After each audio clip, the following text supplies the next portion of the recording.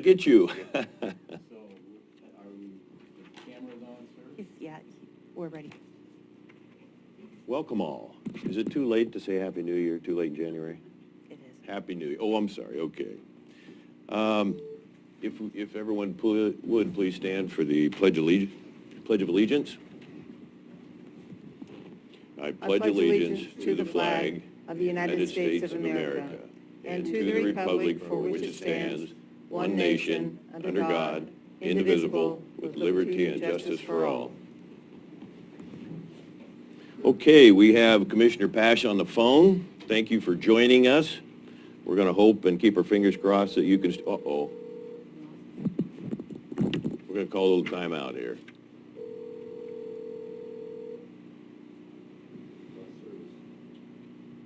Curry County Board of Commissioners Office.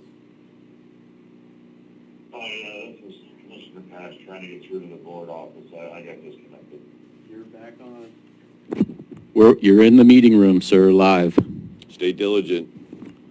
So, introductions here. We have Commissioner Gold. We have Commissioner Pash on the phone. County Counsel John Huddle. Super Glue John Jesuit staff. Director Smelzer. My name is Court Boyce, Commissioner.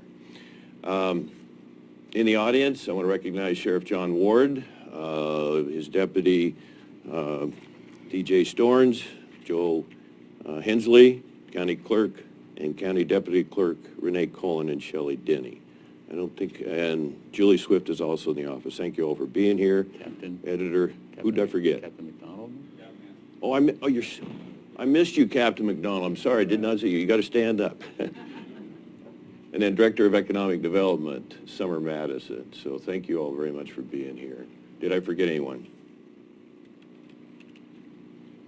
So I was talking to Staff Jesuit, I don't have a line of duty deaths report today for the military, our fallen heroes, our law enforcement officials, and also our first responders, firefighters. So I want to take just a couple minutes here today. We're going to see a video with Commissioner Pash here in a little bit. If we go back just 3 years to last week, the opening meeting, I had 24 hours to prepare for a city that was going to try and help the county in running our BOC office. And that met with a lot of resistance. I think the heart behind the effort was good, but it wasn't the right timing for Curry County. Since then, that 2 years was a rough 2 years. I have had many friends go over a lot of videos and think that the dysfunction and even the bullying was a little bit tough, but this last year has been an absolute effort and a series of accomplishments that I'm very proud to say that we've all been a part of. And you know, in looking at some of those videos, I know, Commissioner Gold, that my response sometimes hasn't been the best, but I will apologize to you, and I couldn't look more forward to engaging you and challenging you and asking you to challenge me as we move forward. This is a very, very critical time for Curry County. There's some tremendous opportunities, and I'm going forward with a lot of optimism, and I'm very proud of what this board has accomplished. We've laid some good foundations, but we have a lot of work to do. And I'll just conclude with no excuses, but when you look at the courthouse security that we've had to deal with, the phone systems, the towers, the list is it's pretty strong, and so I want to pull them up here.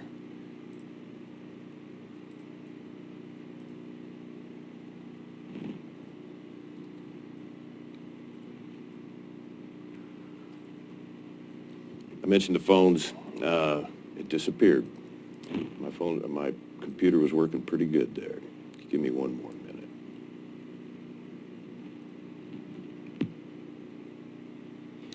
Oh, the heating and air conditioning, the audit that we're very anxious to start immediately. The strategic plan, we spent $5,000 on that, so we're hoping all this is going to bring some big long-term progress for the county.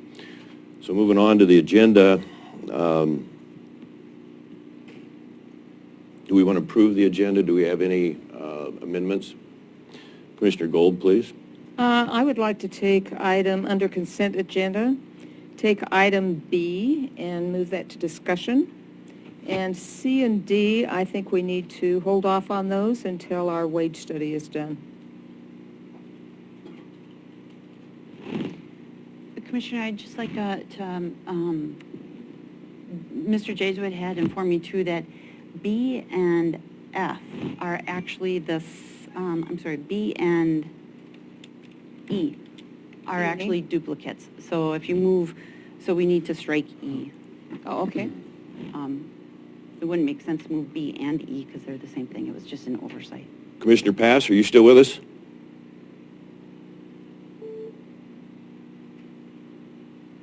No.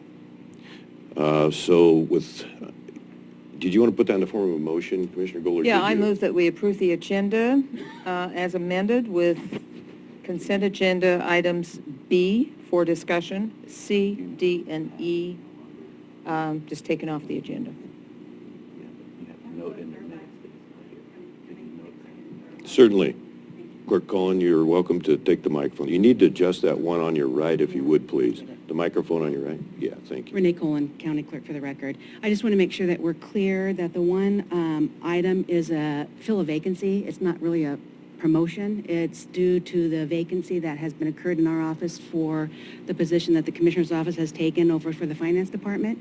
So it's to fill a vacancy. That's one of the orders that are before you. Are we not filling vacancies? I think until the wage study, this is just my take, until the wage study is done, which will be real soon, we need to kind of hold off on that. Do you think your office can run for maybe a week and a half? Is that 2 when weeks? it's, well, again, this It's is supposed just, to be done by the 22nd. okay, again, this is just to fill a vacancy of an approved budgeted position that has been now vacated due to the Commissioner's office selecting one of our trained persons to go to your Finance Department. So it's not just a promotion, it's to fill a vacancy. So that leaves us very, very light-staffed as we get ready to prepare for the presidential 2020. And I hear what you're saying, Commissioner Gold, that, you've got a salary study that's coming. I haven't heard when it's going to be ready. But again, one of those positions was just to fill a vacancy. Yeah, I was told the 22nd. Is that correct? Correct. It's supposed to be done by the time Charlene Harvey leaves, which would be Which the is 22nd. the 22nd. Mhm. I do think, Clerk Colon, that maybe it'd be better if it came back as a transfer. It shows as a promotion and it's a little misleading because it's really not a promotion. I think it's a transfer, isn't it? And I'm not preparing these myself. We were instructed that you wanted the Finance Department to prepare these. It would have been titled filling a vacancy, not a promotion, if that made a difference to you all. But again, I didn't realize that we had a hiring freeze, that we weren't filling vacancies when we lose a position when it's an approved budget item. If I may. Hang on, Ms. Swift. It is an election year. I'm not confident that the wage study would necessarily be done by the 22nd. I'm as anxious as anyone else. It's hard for me to suggest to an elected official, long-term or short-term, direction that they should run their program. We are in a position where we're competing for employees, and I don't want to lose one. My job as a commissioner is to raise, whether it's short-term or long-term, everybody's rate of pay in this county so we can compete and show appreciation. If I could? Yes? Right now, we're on amendments to the agenda. There was a suggestion, I think the idea for now would just be to remove this from the consent. It sounds like there's going to need to be some discussion on this topic. I'm sorry to interrupt. That's Mr. okay. Chair. We don't have a second on that motion, though, and so I'm prepared to make it. Well, usual protocol on consent agenda is if one commissioner wants it removed from the consent agenda, it gets removed for discussion. But Okay. Commissioner Gold kind of wanted to remove it and continue it, which is two different things. So I think what we do is we remove it. We're just at the agenda forming process right now. We're sort of getting into a discussion on the merits of even approving or continuing this. So I think at this point, we pull it from the consent agenda, it goes back and we revisit it later. But because Commissioner Gold kind of made two actions, pull from consent and continue, which is Well, I know. That's just my brevity taking over. I'm going to wrap you on the knuckles, but, I'm just a little nervous of delays. yep, no, And I I've hear seen you, that but, so much, That- and But we've got some yep, big issues facing us. So I would like to hear from HR Director Swift, please. okay. Julie Swift, payroll and HR. All I was going to say is that they're titled a promotion, and the one we're talking about was just filling the vacancy, because it's going from one pay range to a higher pay range. So technically, it's a promotion because it's moving up in salary range.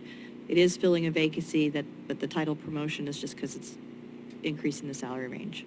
I'm not ignoring your request, Council Huddle. Sure. I think I'm following you, but I want to know if that is increased responsibility for these employees. Again, it's a position that's already in the budget. The position that got vacated, it's not a change to that. It's the same position, it's the same pay.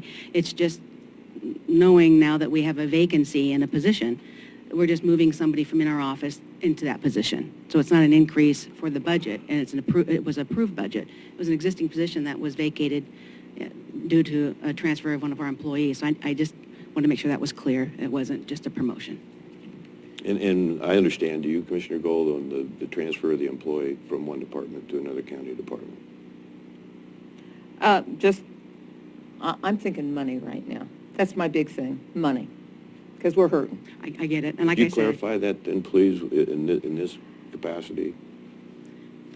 Okay, well, I kind of think we need to get back to the agenda amendments, and we can discuss it in just a minute.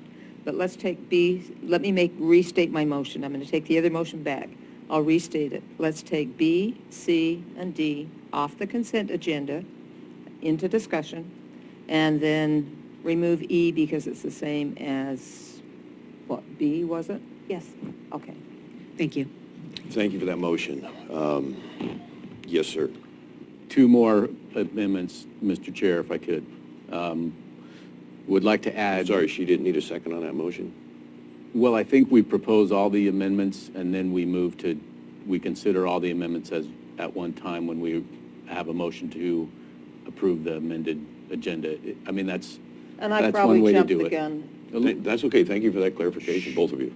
Thank you, Mr. Chair. And so, on the executive session, have two additional topics. Right now, it is, it actually just says executive session. So I would like, are we doing, Julie Schmelzer, Director Schmelzer, on number 11, executive session, it just says 192-6602. Are we doing, are we doing any A, which is the, So what happened is, Go ahead. by the time the agenda was created, Yeah. there was nothing scheduled for executive Okay. session.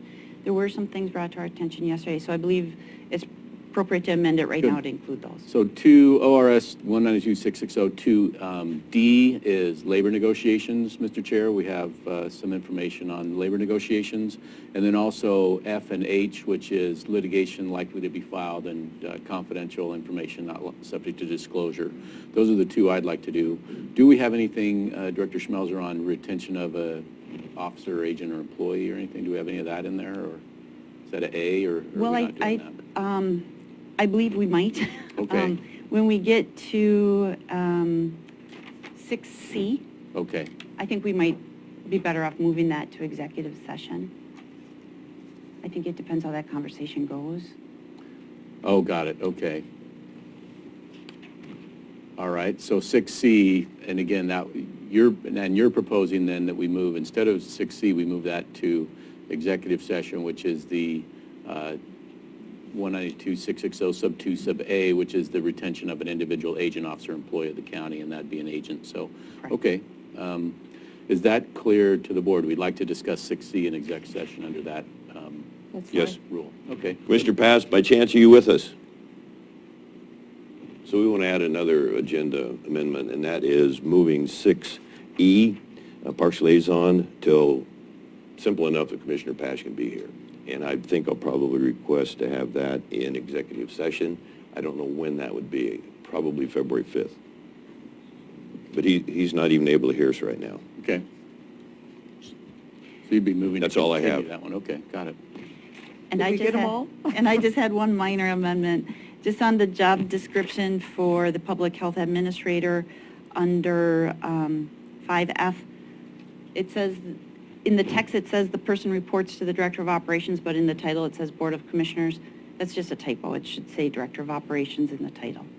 So just know when you're approving that job description, it's correcting an error. As amended? Yes, Okay, with that amendment. So are we finally ready for the motion? I think so. I believe so. Okay, I will move that we approve the agenda as amended several times. I'll second that motion. Roll call, please. Commissioner Gold, Aye. Vice Chair Boyce, Yes. Chair Pash, absent. Motion carried 2-0. I want to tell one quick story here, or show a story. This comes up.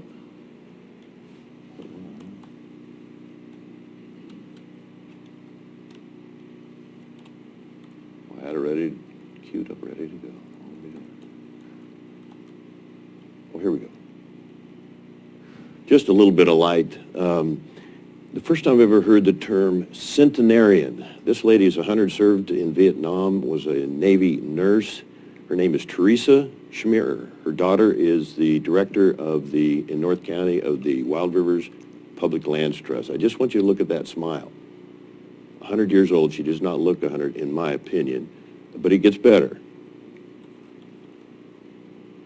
She's on an honor flight back to Washington, D.C., and I hope you agree, that smile is absolutely infectious. And she's quite healthy, so just pay a little tribute to a very honorable veteran that served her country in Vietnam during a very, very difficult time. Proud to have had the opportunity to read this story. So now we're up for public comments. I'm going to call Gordon Clay first, please.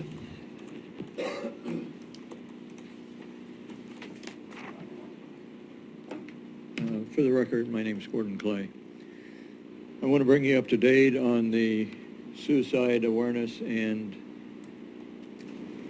Prevention Council, where we stand right now.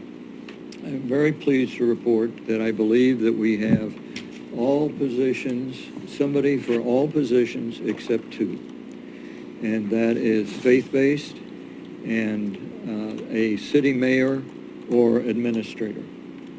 And I would like to put that out to, if there's anybody in the listening audience that is yet to fill those two positions, I'd be most happy to have them file the application. It needs to be in the next 24 hours, or 20 hours. It needs to be in by the close of business tomorrow here at the office. And it can be faxed, or it can be too late to mail it. It could be faxed or send in an email. I did want to bring you your attention to, did you see this chart? You don't need to look at it. What it is the CDC in 2017 made a chart of the top 50 leading causes of death. And I took this and got it for every state. Curry County, or Oregon, is the most troubled state. There are 8 age categories. 4 of them, 15 to 54, suicide is the #1 leading cause of death in Oregon. And actually, if you look at the 0 to 14-year-olds, it's the 6th leading cause of death. And you look at what the United States has and all the other states have, and we are actually, when you compare the United States and Oregon, every single one of the 8 categories, plus the overall, we have more suicides than, or as a leading cause of death, than any other state.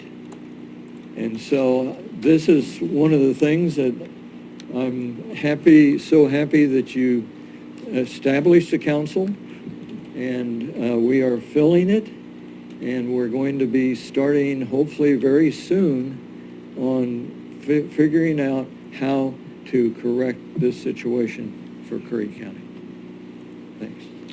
Mr. Clay, when I was recognizing people in the audience, I did not mean to overlook you. So thank you.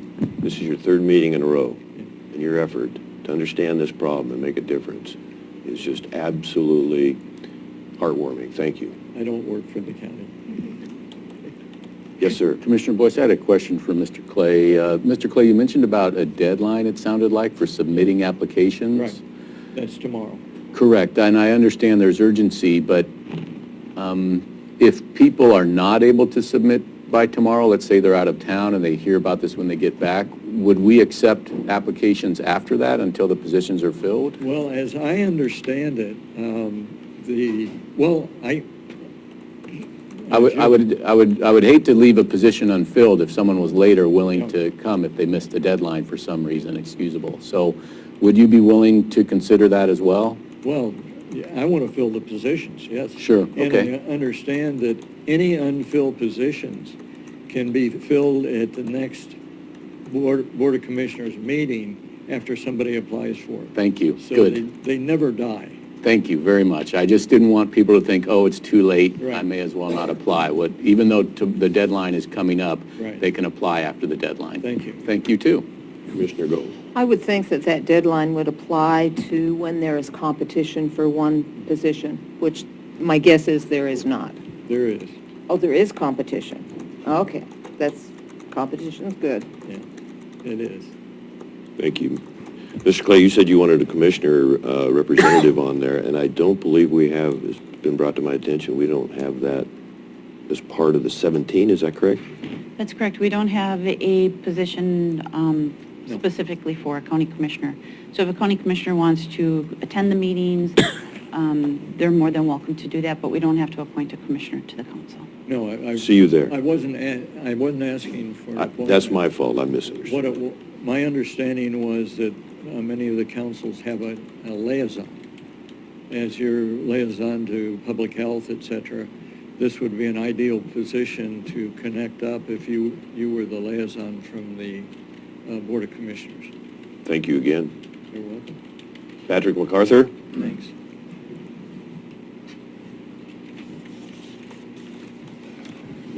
Good morning, Commissioners, Council Huddle. I appreciate you taking a little bit of time with me. My name is Patrick MacArthur. I'm a resident of Gold Beach here. I'd like to address a little problem that we have at the end of the jetty. The Coast Guard has installed a sound signal at the end of the jetty.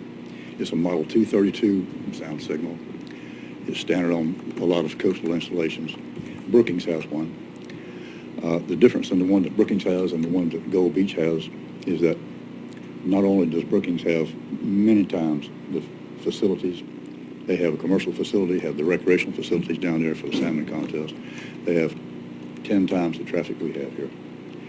They have the Model 232 also, but it's a little different. In Brookings, the Model 232 is mounted on a concrete platform. It has baffles installed in pre-engineered spots to direct the sound from omnidirectional to directional. In Brookings also is scheduled for on-demand. This means that when someone is at sea and needs help getting into the harbor, they key their VHF microphone 5 times. The sound signal picks up the sound, the request, and it begins to operate. It operates for 30 minutes continuously, one 3-second blast every 30 seconds until 30 minutes has elapsed, and then it reverts to a silent mode. It does this because the Coast Guard manual requires in Chapter 7 that fixed installations must consider location, adjacent structures, horizontal alignment, noise pollution, and the nearest residences. The one on the end of the North Jetty goes off every 30 seconds. That's 120 times an hour. That's 2,800 times a day. I cannot be convinced that we need 2,880 sound blasts per day in the middle of the day when the sun is shining and nobody's on the river. I would very much like to have a little support from the council, city commission. I mean, I've talked to the city commission, city council, pardon me, and I'm speaking to you now because I'd like to have a little support. I'd like to be able to send another letter to the Coast Guard saying I have the support of the county commission on this issue.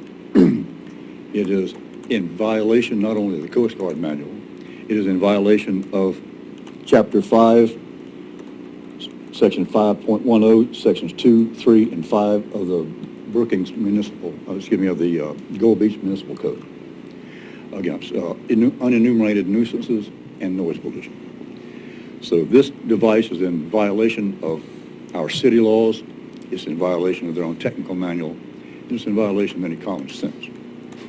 I'm simply, this thing goes off and it literally will shake the pictures hanging on my wall. I live on Hillside Street. So, Hillcrest Street. So, to me, all I'm looking for is a little modification of the Coast Guard signal so that they come within the parameters of their own manual and that they come within the city ordinances of Gold Beach. The Coast Guard has responded, not to me, but they responded to a letter that I read with Congressman DeFazio, who wrote them for me. They said it's too rough to install it on the North Jetty. But it's already on the North Jetty. So I don't see the sense in that. It's already on the North Jetty. It's there at great expense because they pick it up with a helicopter every year and take it over there, and they take another helicopter and take it off twice a year. So that's a great expense to the Coast Guard. It's not doing anything for boater safety for the simple reason that it's there all the time except when people may need it. In the wintertime, when it's really rough, someone might need it. When they come in, they have it. As the situation stands now, if someone needs it during the wintertime, it's not there for them because they take it out. So my contention is if it's necessary for boater safety, it's necessary for boater safety 365 days a year. Because we care about the Coast Guard, we care about our boaters, we care about boater safety. This device is not doing the job. I'd just like to get it modified. So, Mr. Gold? I talked to Mr. MacArthur yesterday at great length, and I told him I would try to write a letter on his behalf to the Coast Guard, and he was going to get a petition of the neighbors stating that there's a sound problem. I know personally if I had that thing going off every 30 seconds, it would drive me crazy. this is maddening.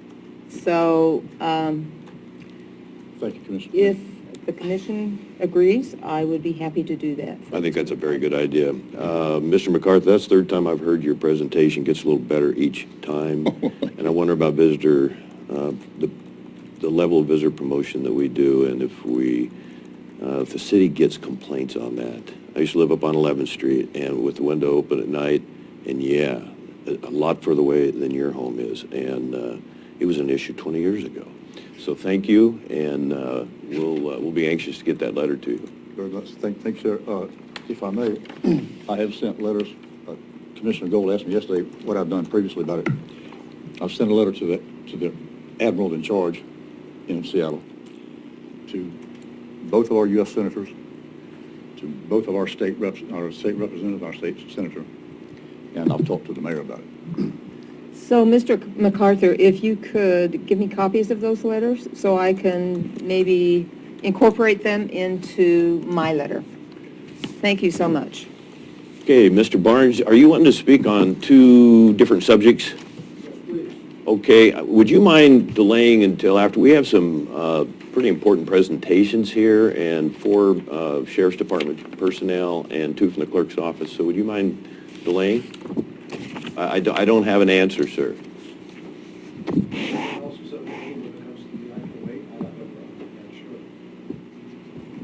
Well, I'm going to let you decide when you want to speak then. I will wait, sir. Thank you. So going to the presentation, Years of Service Award. Sheriff Ward, thanks for being here today.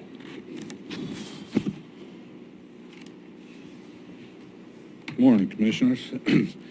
It's too bad that Commissioner Pash is not on the phone and be able to hear this presentation as well.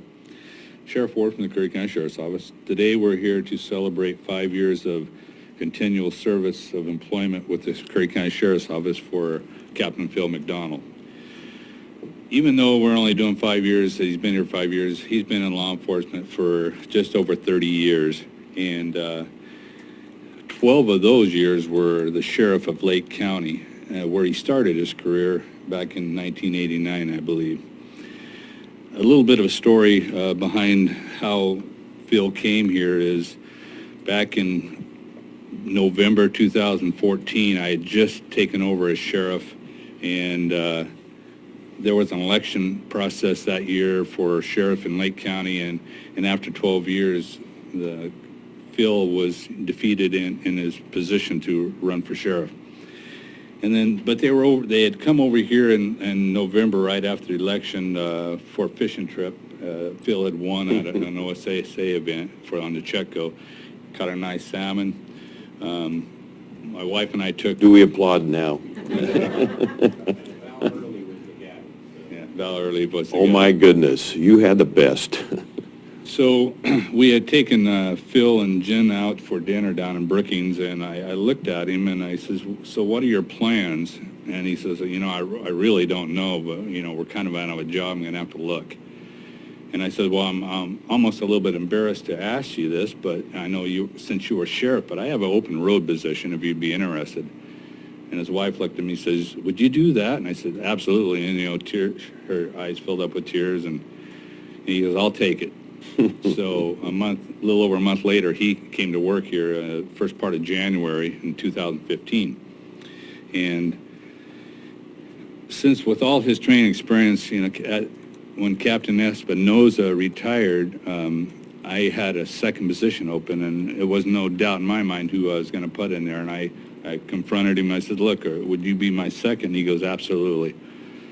And in October, I believe, maybe it was August of 2018, he became my second in command. And he's done a wonderful job with us running this and having support from the commissioners this last year. It's been incredible what we've been able to achieve. You've named off several things that you guys were able to do, to replace the whole backwave microwave system to have communications with our first responders out there to make it safe for them to respond to high-profile cases. But anyway, he's been here 5 years. He's basically half the man he used to be. What was that? Well, let me explain. He came here, he's a pretty large man, and he worked hard, he quit smoking, and he lost about 100 pounds.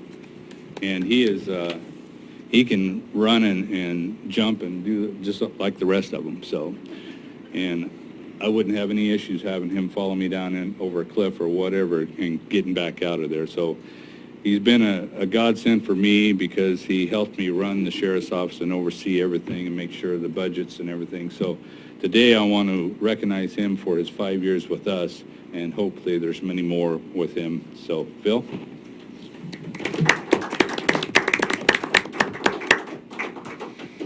Thank you very much. You're welcome.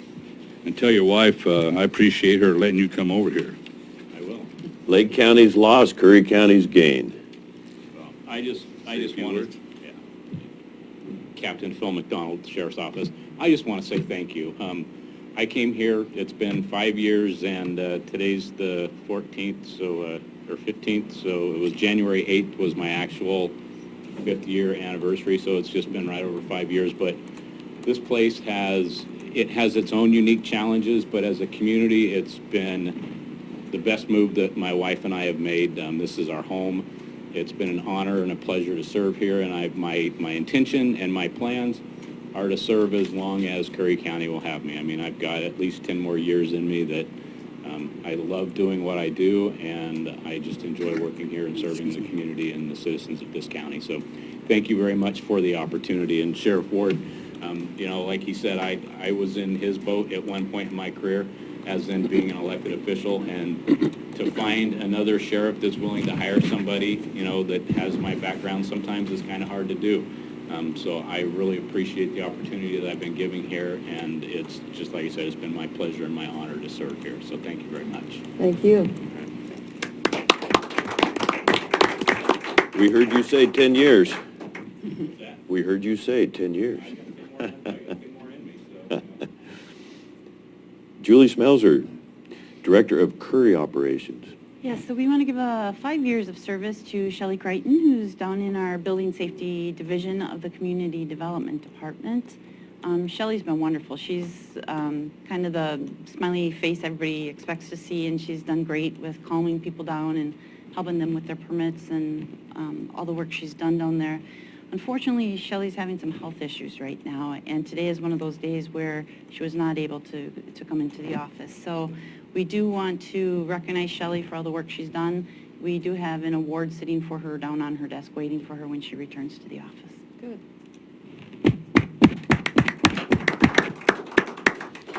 Absolute wonderful human being and a thoroughly dedicated employee. I also want to recognize David Fortman, our lead code enforcement officer, is in the audience. Quarterly reports, if we may, County Clerk and Community Development, Renee Colin. Huh? You know, we always give you plenty of time, so why don't you go ahead and come on up? These people are trying to get back to work, so I thought probably you understood that. So you're welcome to speak now. Well, you said you would wait. I'm sorry. So why don't we go forward with the clerk then, and then community development, we've got a couple people here, so we'll go after. Yeah, I mean, they're standing out here, so. Good morning. Good morning. Welcome back to the podium. Oh, okay. For the record, I'm Renee Colin, Curry County Clerk, and I've got just a quick overview that I'd like to give on our offices, and I've gotten some notes here, so please bear with me as I read through them. There's a lot of information I'm going to try to give to you quickly. For those that may not know, the County Clerk position is responsible for the Elections Division and the Recording Division. Both offices have a total of 5 full-time employees, which includes the County Clerk, and we are all cross-trained in both divisions. The County Clerk Recording Division records land records such as deeds, mortgages, and liens, land partitions, DD 214, military discharges, just to name a few. And these documents consist of approximately 19,000 to 34,000 images annually that we record, scan, index, verify, archive for public access, and for permanent retention. We are a federal passport acceptance facility. We process an average of 120 passport applications and approximately 130 marriage licenses annually for Curry County. We have recently acquired the vital records portion for issuing certified copies of death certificates for our citizens. We also maintain the county governing body's orders, resolutions, ordinances, minutes, and agendas for public review and permanent retention. Our office collects and audits revenues for the county surveyors, county corner preservation fund, the Department of Revenue, CAFA grant, and Oregon's Land Information System, OLIS, and Oregon's Housing and Communities Department. And Sue, you'll appreciate this. Last year, we've collected approximately $38,000 for the Surveyor's Cornerstone Preservation Fund, $41,000 for the Department of Revenue's CAFA grant, $4,600 for the state's OLIS program, and $247,000 for the state's Housing and Community Department. The County Clerk Elections Division coordinates, conducts all elections in Curry County. We ensure that elections are in compliance with federal, state, and local election laws. We are responsible for the printing, distributing, designing, programming, tabulating of the election ballots. The department also directs the preparation and maintenance of records related to voter activities, such as voter registration, precincts, candidates, initiative and referendum, recall, and special district services, such as formation, annexation, consolidation, merger, withdrawal, and dissolution. We also maintain the district's ordinances, budgets, and director information. Since 2015, our voter registration database has increased from approximately 13,000 to 18,000 active registered voters due to the Oregon Motor Voter Bill implemented in 2016 with no additional staff added. We are now preparing for the 2020 presidential primary election. There were about 22 legislative bills that pertain to our elections office. One of very special note is House Bill 861, which will require the Secretary of State to pay for postage on voted ballots being mailed through the United States Postal Service. Wow. We've received cyber security training and a site assessment for our IT and our office from the Department of State. We are close to finishing phase 1 of our deed volume project, which is digitizing the county clerk's historic land records. We have already completed 50 of the 82 deed volumes that encompass the time frame between 1856 and 1960. The next conversion phase will consist of records on microfilm from 1960 to 1992, and all records from 1992 until current are already on computer. We have implemented the digital research room for citizens who want to look up their indexes of deeds and mortgages online. You can now go to our county clerk's website. You can just click a button that says Digital Research Room or Search Land Records Index tab, and you can view those documents from home. You can search from home. E-recording was successfully launched in 2017, and we are now recording about as many e-recording instruments as we do paper instruments. We are close to deploying our new marriage license application to assist the public in applying for their marriage license online. And we would like to thank the board and the maintenance department, Tad, Chet, and Eric, for the removal of our asbestos in the recording office. It was very much appreciated. I would like to give a special thank to our employees in our clerk's office and the employees of the county who continually work very hard for our citizens, having to do more with less. On a final note, we are seeing an increased activity in our passport services due to DMV not being ready for the Department of State's Real ID Act of 2005. TSA airports will require, effective October 1st, 2020, a form of identification that complies with the federal Real ID Act. Oregon's current driver's license is not compliant with the act. DMV will begin offering a Real ID driver's license option starting July 6, 2020. It's a state-issued enhanced driver's license card.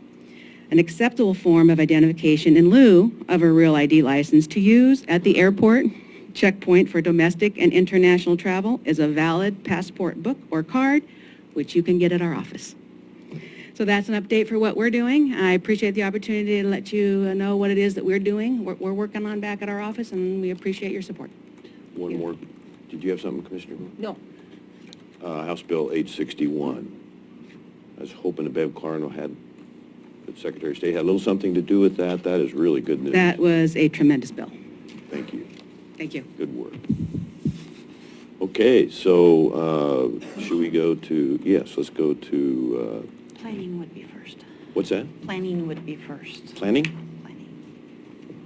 What am I missing that right here? So under the community development I'm sorry. report, we have 4 divisions that we're going to report on today. Okay. So the first one would be planning, and Becky Crockett is our planning director, and she is out of the office this week. So I'm just going to give a brief summary of what she has going on in her department. The Plan Commission approved a vintage RV park in Nasika Beach, so we'll have our first vintage RV park, which I'm really excited to see. That's a real draw for from a tourism aspect as well. They also have done the administrative approval on a roof truss manufacturing facility that's going to open up in the county. It's in a heavy commercially zoned area in Brookings, so it's going to be new business in Brookings. And they're working with GIS. Lane County does our GIS, and they're working with Lane County on addressing over 1,600 parcels that are either missing the zoning data or have the incorrect zoning data on them. So that's a pretty extensive project. If you remember a while back, we hired a young man down in building safety who's learning the ropes to become a building official, and he's helping with some odd projects. He's also helping a little bit on that GIS project to get those properties properly ID'd with the zoning. They've had some planning commission meetings. They have a new member who started in October, and so they haven't met too much this winter, but they do have their next meeting scheduled for February 20th, tentatively. And they have quite a few projects. They're looking at a final partition for the Pacifica at Rogue Reef subdivision. They're considering an application for Curry County Parks for a dry camp facility at Social Security Bar. And then they have an application for a temporary asphalt plant, which is in a forest grazing zone parcel, and it's in the Langless area. So that's a new business, or I'm sorry, temporary setup that we might have there. Some possible upcoming applications they're reviewing or looking at right now are 2 subdivisions. One would be a 16 parcel subdivision in Harbor Hills. It would be within the urban growth boundary. And then a 22 parcel subdivision in Harbor Hills as well, also within the urban growth boundary. As far as building, the building inspector is out in the field, so I'm going to just give you a brief report on what they've got going there. First of all, if you look at the past year as a whole, the single-family dwellings were not quite double of what they were the previous year, so we have a lot of new homes coming on the market, which is good. This past year, they had 59 permits for new homes, and that was up 24 from the previous year, so the previous year only had 35.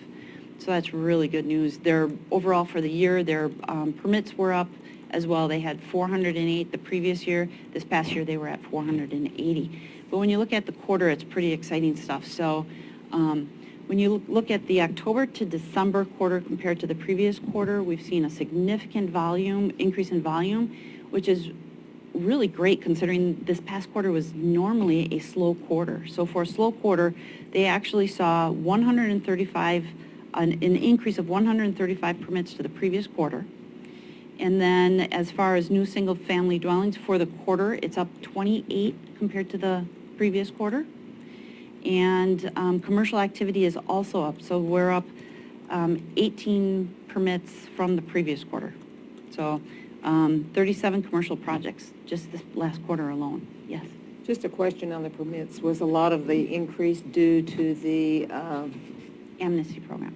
yes, amnesty? No. So with the amnesty program, at first it was a glut of calls and people inquiring, and the majority of it was people checking to see if they were in compliance or if the property they purchased was in compliance. After that initial month of all those calls, it really dropped down. So I have a feeling that we're, on the code enforcement side, Mr. Fortman's probably going to get pretty busy on issuing citations or warnings to people that have not received the permits.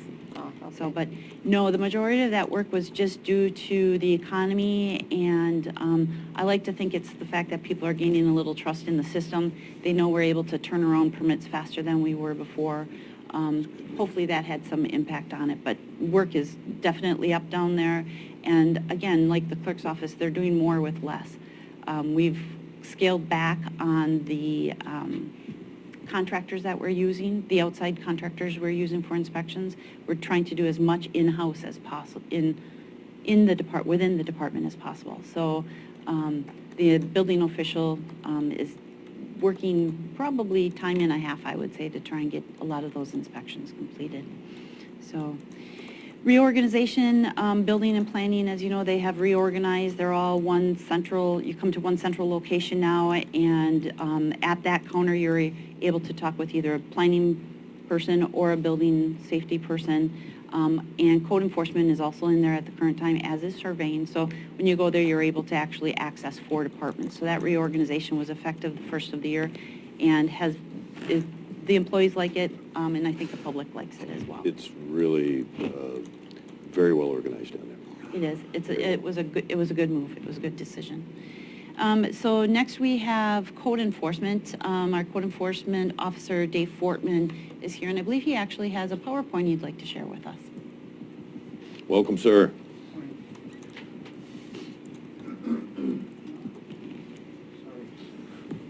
You might want to take this with you, Dave. It's on the right-hand side, just sticking up there. No, it's, whoa, that's it. Your hand's right by it. No, It's a little white thing? that's it. The little white thing? This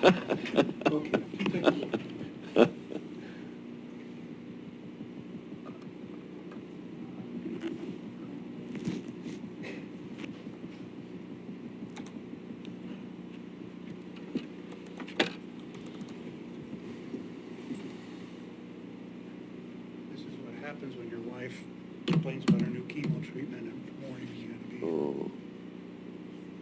Well, thank you for being here today.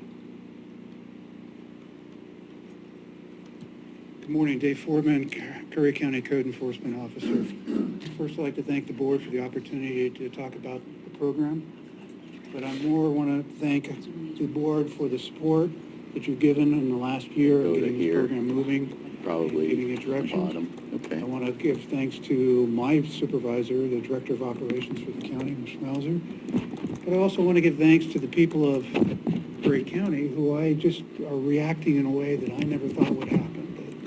Every day I have people, when I'm out on calls, show up and start waving and honking and coming over and saying thank you. And I just didn't believe that would ever happen in my line of work. So code enforcement was, I was hired for the county in the end of September last year as an 18-hour-a-week employee. The program really didn't get going until January or so. We got cases mixed in. As of June 1st, the board assigned animal services to code enforcement among our other jobs. And on July 1st, became a full-time employee of the county. In 2019, 688 separate complaints or what I call them requests for services were filed with code enforcement. A complaint, I don't call them complaints because what I tell people when I go to people's houses is nobody's complaining about you, they're reporting there's a problem, and I'm the one that's going to figure out whether there is or not, to take away the antagonistic attitudes between neighbors. Currently, there are 71 of those 688 cases as of the end of the month active, 27 are pending. The 27 pending are cases that just haven't gotten to yet to triage them out to find out if there's jurisdictional things that we can do on them. Everything is handled on a prioritized basis. So the cases are kind of broken up by the population. About 2/3 of the cases are in South County. The remaining third is in Central and North County, with a few in East County that are occurring. 19 were found to be no jurisdiction, and 24 had service components that crossed the line through multiple areas. Mr. Foreman, what do you mean by no jurisdiction? Does that mean it's not county jurisdiction? Correct, not county jurisdiction, not our program jurisdiction. Might have been BLM land. an abatement issue for sanitation in the city of Brookings, for example.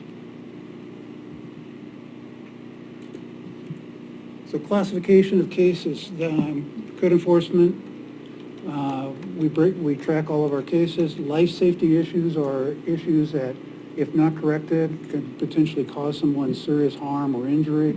A simple example is someone who leaves a refrigerator in their yard unsecured, as an example. Leaves gasoline out next to the electrical cord in the weeds in the summer all the time.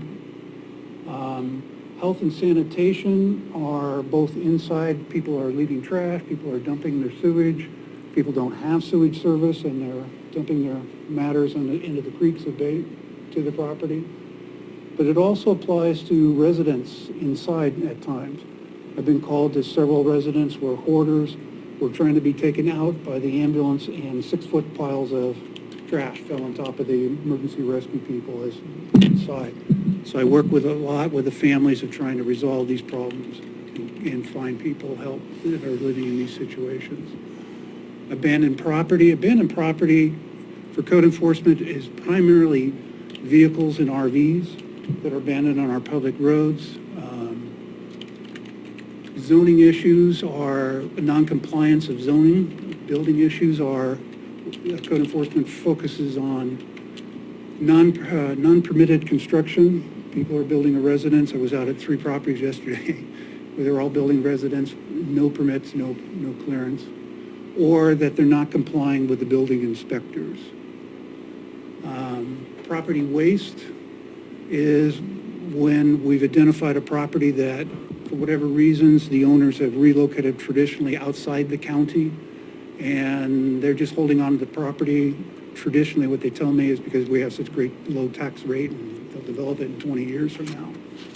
That property is deteriorating and rotting out right in front of us and is a haven for illegal activities, stolen property, drugs, kids partying.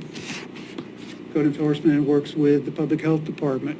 Again, we back up the public health inspectors when there's no compliance given to them. When we've had a hotel RV park is a good example where the health inspectors went out there to inspect their water system and they refused them access to the property repeatedly.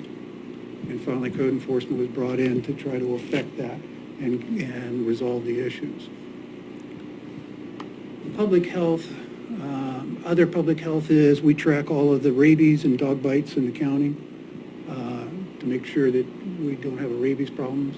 Environmental health, we haven't been breaking those out, and that's a new category we're starting to as of January 1st. Environmental health is the state DEQ statutes on water and air quality. DEQ tries very hard and does a fantastic job at getting down here from Salem or wherever. They refer a lot of the minor DEQ violations to us. Animals has become part of our program. I'll talk about that in a minute. 64, and we provide services to the park department 9 times in the last year. Since July 1st, we started counting the number of contacts made with different citizens while pursuing these cases. 441 separate contacts were made with different individuals. And these are not maybe multiple contacts for a particular complaint. Again, the community support has been great. And then what we're looking towards the future year is what is the anticipated intake of our new request or calls for services. Actually, we keep seeing it grow every month. And the first year, we're more focused, it seemed, by the communities right near the main highways and roadways, the more urban communities. And now I found myself in the last month being up in the backwoods and doing more and more four-wheeling out there and dealing with problems in the backwoods. And I think that's just going to grow as we keep going on and people understand.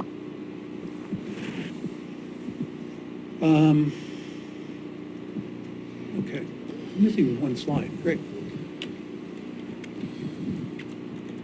Where we're trying to go in the next year, these slides are out of order. We have a transient problem, just like every other community does. We have a serious one down in Harbor area right now,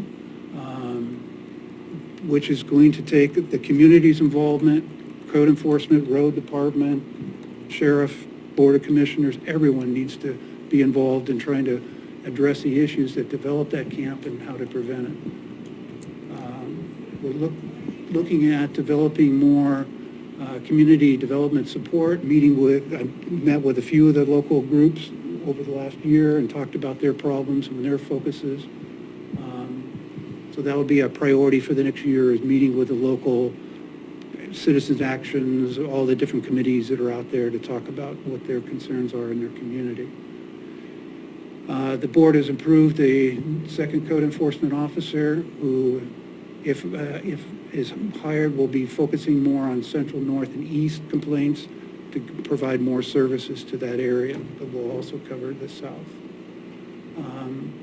Development of animal services. Animal services is one of the confusing things that most people don't understand what we're doing in code enforcement.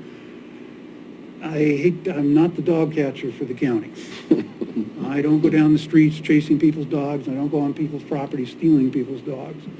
Where animal services come into it is, it's 2 o'clock in the morning and you're called for an ambulance and you're a little lady in your house with nobody around, and you won't leave with that ambulance because your only creature in life is sitting next to you with 4 legs and nobody's there to take care of it.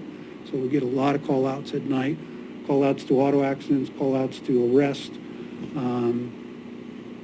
It's amazing how many pets are out there, including a pet turkey that was driving around in a car one day. Someone who was arrested. So we respond to calls, we respond to injured animals, we take injured animals to the emergency hospitals. That's the primary focus. Our secondary focus is trying to develop and respond to the nuisance animal ordinances, both of the state and of the county. Nuisance animal is, it's 2 o'clock in the morning and the dog next door keeps barking at you every night. The dog barks all day long while their owner's at work. The dog's running down the highway. So we are reactive to complaints and process them again as requests for services and trying to develop it. So where we're trying to go in the next year is developing, I've been working with different stakeholders in this field, developing training resources to how to deal with your animal that has anxiety every time you go to work and barks at everything. We're looking at trying to develop a special animal foster sites. It's kind of interesting, again, at 9 o'clock at night when you get a call to pick up a turkey and you're going, what do I do with a turkey? Or I have miniature horses running down the highway. The shelter's not too wild about having horses put into the dog kennels. At the request of local law enforcement, we've taken over the database of nuisance animal complaints, because what some of the law enforcement agencies in the county have said is that they keep sending officers out to the same calls. One officer doesn't know what the previous officer does, so the person gets 5, 10 warnings about their barking dog, and then finally the community, the property owners are just livid because nobody's done anything. So now the county is referring all of these, so we're tracking in a database, and when we see a problem, we go out and provide them with education and talk about ways to solve the problems that are being identified with us. So again, animal services, we're trying to look to be proactive, to reach out to the community, and white down here.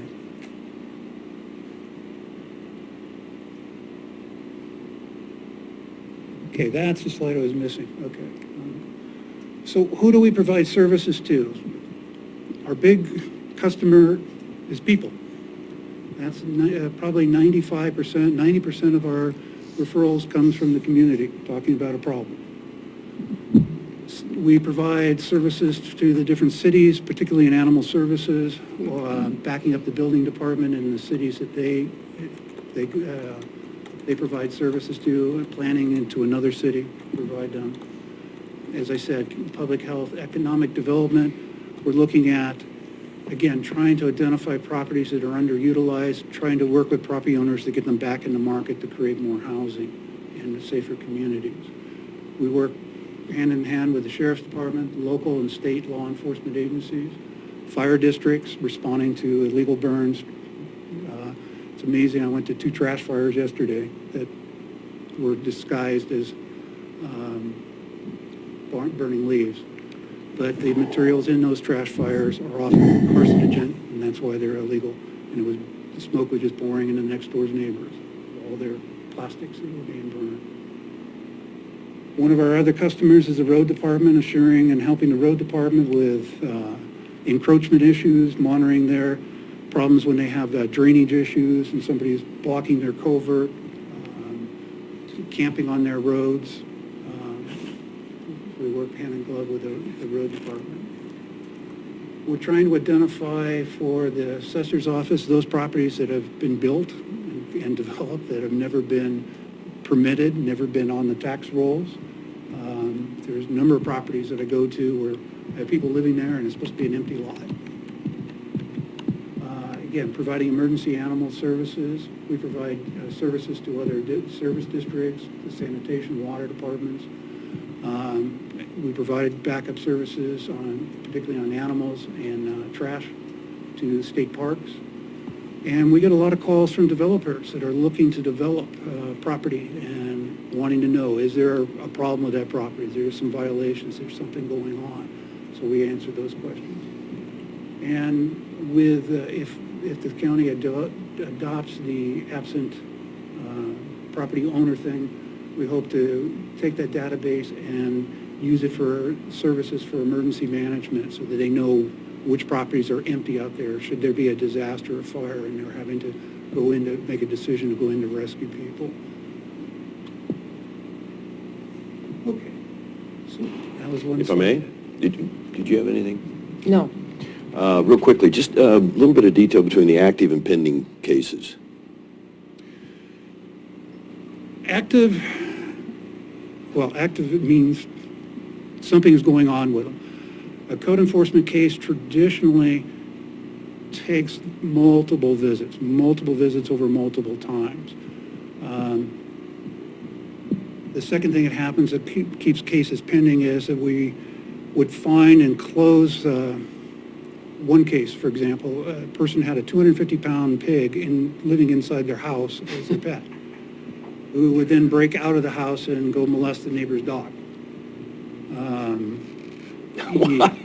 Yeah, welcome to my life. I'm not making this up. Well, that's hilarious, so I'm sorry. Oh, my goodness. So dealing with that issue, finally got a resolution to that issue and closed the case. And part of that issue got into sanitation and smell in their yards and all that jazz. And, 3 weeks later, new complaints come in from the neighbors over the sanitation in the yard, and trash is now going out in the yard. So some of the cases remain a little bit more open for a period of time to allow, even though they've complied, for me to go by and drive by and monitor and make sure and give them a pat on the back, you're doing great, and, continue this up so we're not keep adding more and more cases to the same property. Pending initial, we get referrals from all different sources. So given the limited availability of the code enforcement staff right now to respond to cases, we make priority decisions every day. Is this a life safety goes to the top? Is this an animal life safety? Is this a health safety? Down the list. So some cases where referral goes in there. My neighbor built this yurt.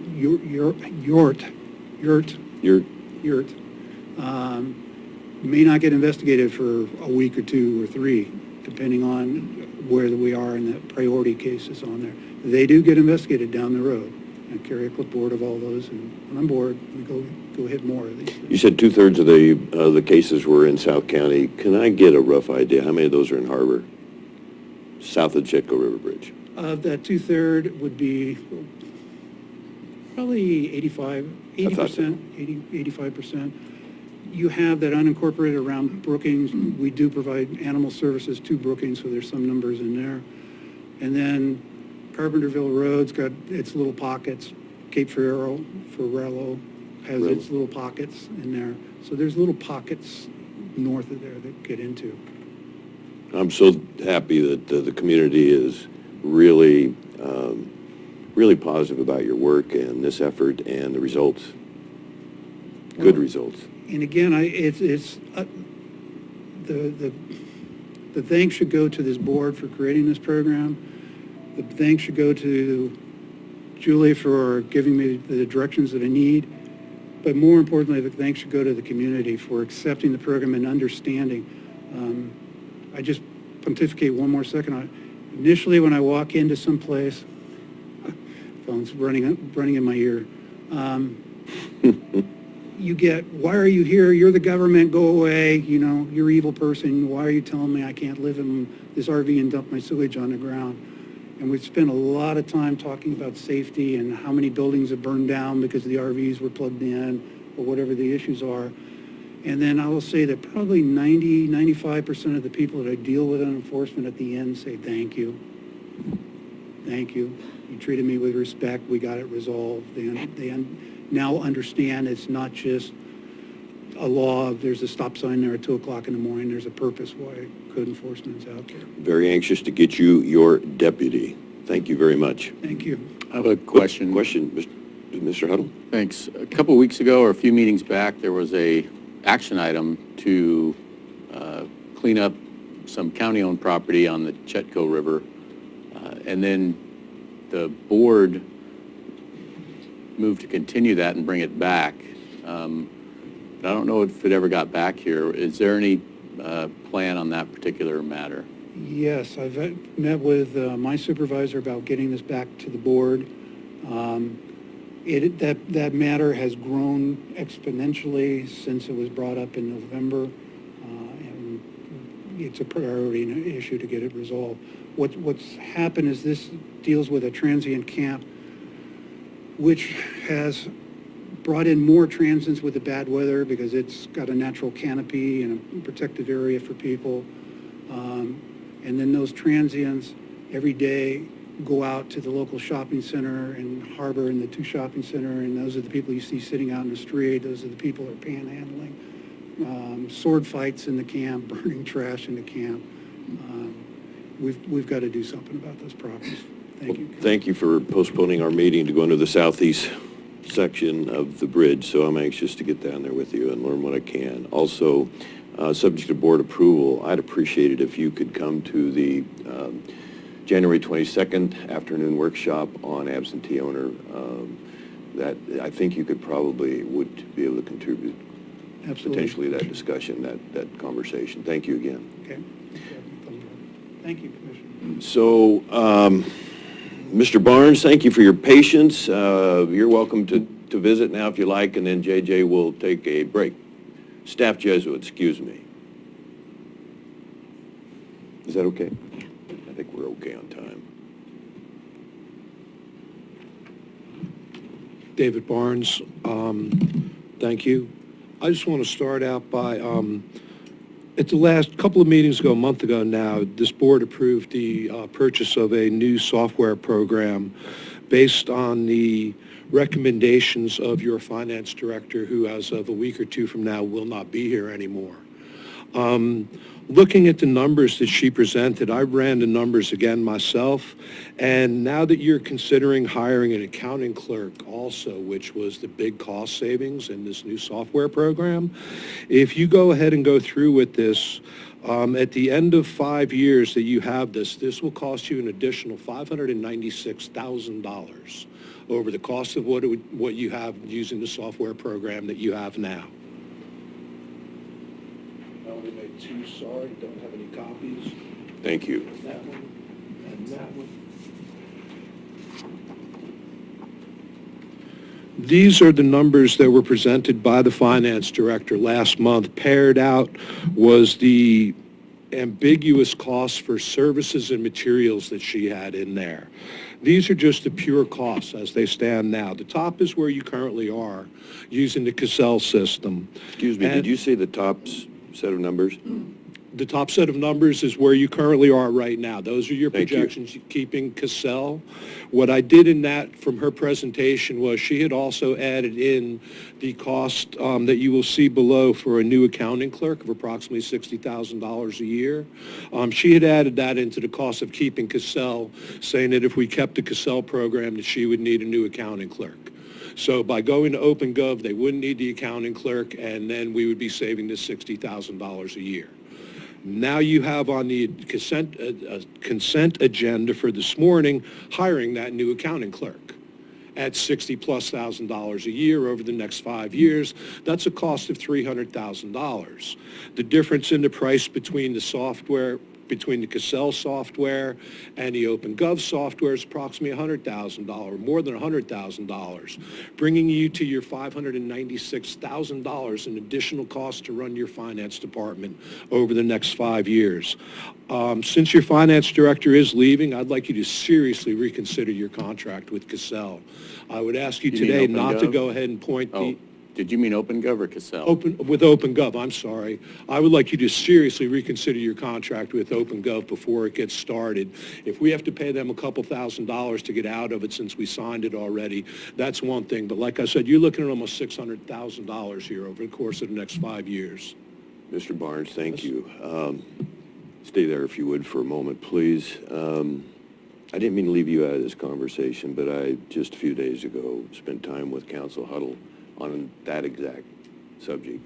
I mentioned that when we voted on that, that was the hardest vote I've made yet in the 3 years I've been here, for the reasons you're outlining, but also with somewhat of an equal amount of optimism what the program could do. I was also following Commissioner Pash, who followed it fairly closely, quite closely, and the rationale seemed to justify. And then what tipped me on the vote in the positive direction was the possibility that we could work with schools and the cities to cover some of that cost, and in addition, bring the county together, and in addition, make their jobs easier and more efficient. I just don't think, the reason I'm having second thoughts and really struggling and wondering if we can get out of the contract that I discussed with Council Huddle, and he gave me some good advice there. And so I think that's where we're headed. I think we can wait until Commissioner Pash returns, pending his return, and it's a tough decision, but I think that's probably where we have to go, notwithstanding the information that you've given here, because it's just the upfront cost in itself on an annual basis that just is almost demoralizing. And so with everything else we've had to deal with, we get back to the road fund reserves, and then we go through the guilt process and the concern about that. So, yeah, I talk more on that than I wanted to, but I follow you very closely, and I think that's getting to be a fairly consistent concern and possible new direction. Thank you. You know, the only person who was really dissatisfied with the Casell was the person who's leaving. So I did have something else I wanted to bring up. I got a rather official-looking email the other day from Curry County, Oregon. It was a press release on the Lobster Creek fire. I know that last year this committee spoke about use of county letterhead and the proper use of the Board of Commissioners letterhead versus individual commissioner letterhead. When I got this email, like I said, the sender is Curry County, Oregon, and the subject is a press release. And when I got this, I found out shortly after I opened it that this was more of a campaign or a self-promotion piece by a county commissioner. And I would like the county it's sad to have to ask this, but I would like the county to seriously consider a formal communications policy for the commissioners. This was sent to me it was said from Sender, Curry County, Oregon, but the tagline on it was the Coach Court email. It's supposed to be a press release, but it's really not. It's a self-promotion piece.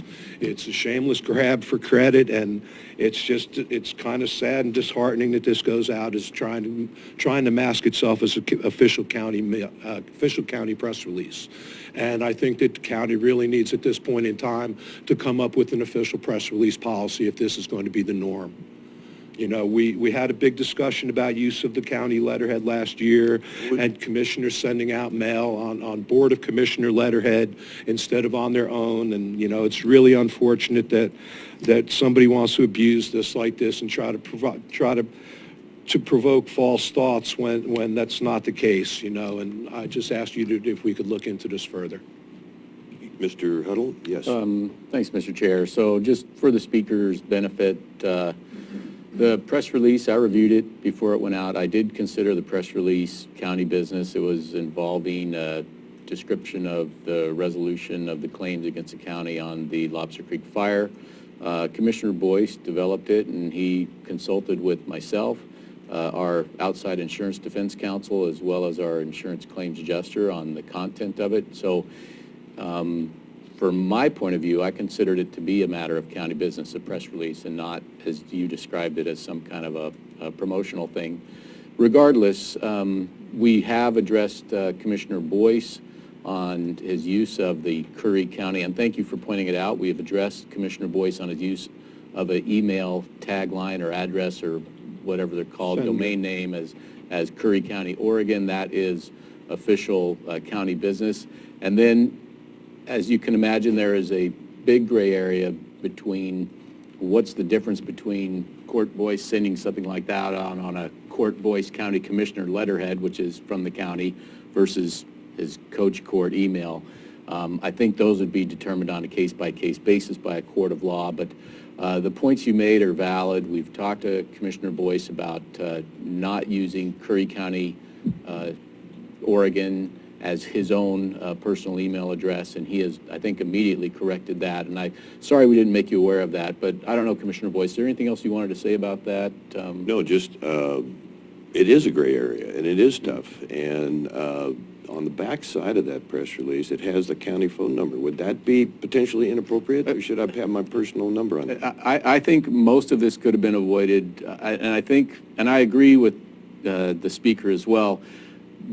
We're not super consistent on what goes out under a county letterhead, but what I've seen a lot of commissioners do, like for instance, earlier in the meeting, Commissioner Gold said she will put something, she wanted some materials from our speaker, and she said, I want to put this in my letter. I'm assuming that will be on county commissioner letterhead, but it will identify that it's only coming from one commissioner. So I think a lot of this could have been more or less avoided if you would have just used your Court Boyce County Commissioner letterhead on that release. I believe that's been done in the past, and That way, most I have receivers know tons it's of only... documents Yeah. to verify that. So- And this so you- doesn't say yeah. anything about Curry County Board of Commissioners. No, but... It says Curry County, Oregon. We have Yeah. corrected that, as you said. Yeah. And I think your recommendation of a policy, an official policy, might help. I remember, you mentioned a year ago, I think that's when Commissioner Gold wrote the governor and it said Board of Commissioners. And so I have all that documents. That was a misunderstanding, and I think it's simple to correct. Small county, Curry County, Oregon, I send it to a lot of different commissioners and people, contacts in the state of Oregon that are having the same rural issues and battles that we're having, in particular with forest lands management and federal lands. So they are anxious to get that information. Likewise, I get a lot of information from them, mostly on county email, but some of it does come on my personal email. Thank you. You know, you mentioned it again, and you know, Commissioner Gold wasn't the only one who sent out things on the Board of Commissioners letterhead. You've done it as well. That's So not correct. Well, That is not correct. Your website this morning, so that is on your county commissioner website right now. That is sent out as, that is sent out by you. And I corrected that, quickly corrected that. This is a mishap. This was I sent printed from that- the Oregon State Capitol. I printed that from Oregon- your website this morning, sir. That's on your commissioner website at county.curry.us. So I believe that we're over our 3 Hey, minutes. and House Bill 2379 had Has full nothing to do with- board approval. Has Full nothing to board do approval, with the sir. issues on the letter. It has Wrong. to Point do of- with your point of order. addressing of the letter. getting a Yes. little argumentative, and we're... Yeah, we are, Thank you. we are coming up on our time, and we're past our 3 We need a minutes. break. So I Thanks do... for your patience, I do Mr. think it's a Jesuit. great suggestion, and I will look into a communications policy. It has been recommended before, so I will follow up on that, so we don't run into issues or concerns. So I believe right now we want to take a break, is that correct? We're in recess, thank you. Back when? Thanks, Ms. Pleggy. There we go, okay. We are still on quarterly reports, correct? Yes, we are. And that would be Economic Development Director, Summer Madison. Morning, Coordinator, Commissioners. okay. Summer Madison, Economic Development. I am fortunate enough to work with all of you on a regular basis every day. So thank you for the opportunity for me to briefly share some of the projects we have on the record. I just learned at break that Jim Seeley's passed away. I don't know if you knew that or not, but that's a grave loss for our communities in our region. Thankfully, Marie Simons is there to carry that torch, so. Let's see. Housing Task Force started the year off with assessment of meeting structure and strategic planning. There has been a shift in the facilitator position that wasn't funded for this year. So we're taking that as an opportunity to kind of reassess and prioritize meetings, which it looks like they're going to be quarterly public meetings with monthly core team meetings, giving the committees the opportunity to have more time to work together and then produce for their meetings for the public. Fire training facility. Currently, that sits at the legislative level with the state. Commissioner Boyce has been working with partners to but actually secure the funding for property acquisition. But that is still moving forward. We're really excited about that. I have a grant open that will be submitted to Business Oregon on Sunday the 19th. Business Oregon has asked us to apply for this grant that will give us the opportunity to provide a facility that would include a business incubator, business startup services, and workspace, including training and access to resources with an emphasis on the traded sector. So we're really excited about that. Kicking off here this year is the Micro Enterprise Grant in partnership with CCD, the County of Douglas, and Coos, and sponsored by the City of Roseburg. So we're really excited to see that kind of fall in line with the opportunity for a business incubator and really start streamlining those opportunities for our local entrepreneurs. Let's see, we've had 4 Port Orford listening sessions over this past year, and that's been a great opportunity to continue that relationship with SCDC and get into our smaller communities and find out what the shortcomings are and how we could help fill the gaps for community collaboration and communications. They're pretty excited, and they've got some committees that are producing well on housing, communication, and tourism and promotions. Let's see, emergency and disaster preparedness has been a pretty strong focus over this past year. I attended EOC training with Jeremy Dumeyer, our emergency services coordinator, and that was enlightening and a little overwhelming, but I'm grateful to bring back those skills that we will need someday. Also working on the development of the Cape Blanco Airport, the Oregon Department of Aviation gave us the opportunity to meet with Commissioner Boyce, Emergency Services, and State Parks, so that we could look at developing a North County location for emergency services should we lose access to the 101. That's actually a pretty exciting development, but we'll see how that comes out. Ultimately, it looks like Cape Blanco is the most usable airport on the coast, and so that really is being focused on as far as disaster preparedness goes. The Opportunity Zone is being marketed. We held some investor meetings and partnered those with some entrepreneurs that had some great project ideas, and yeah, I think I can't really, there's some confidentiality, but I'm sure that we're going to see some projects come out of that are very exciting. Also teaming up with the Curry County Board of Realtors to promote that program as well and make sure that we help fill the gaps that keep us from getting that moving quicker. Just starting to touch on green energy, working with Commissioner Boyce, and he's been pretty diligent in attending those meetings and bringing back the information. We kind of tag team meetings when we can and make sure that at least one of us is at that meeting and bring back that information. But we have some good opportunity there as well.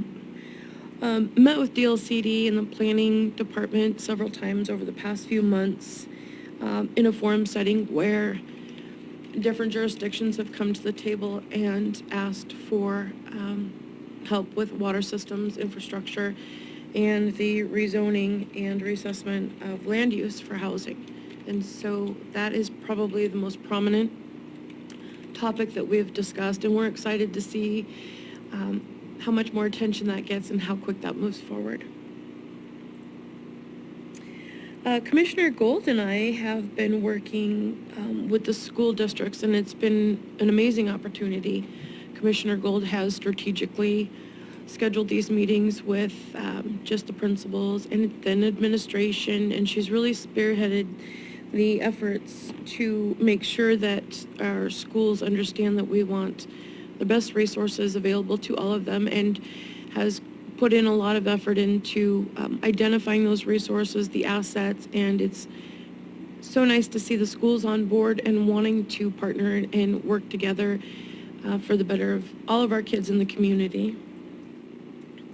With that, we hosted a career and technical education STEM outreach meeting here. We had the regional STEM hub coordinator come down with Youth Pathways, and that gave us the opportunity to meet with folks in the community that represent all different socio-demographics for our youth, and brought some enlightening notes that helped us clearly define what the needs were as far as career and trade, technology development for our kids, focusing more on just services, not just college, but giving them an opportunity to build on that. So with that, we partnered our current grant efforts for STEM Hub effort, and we're just awarded the opportunity for additional funding through Oregon Community Foundation.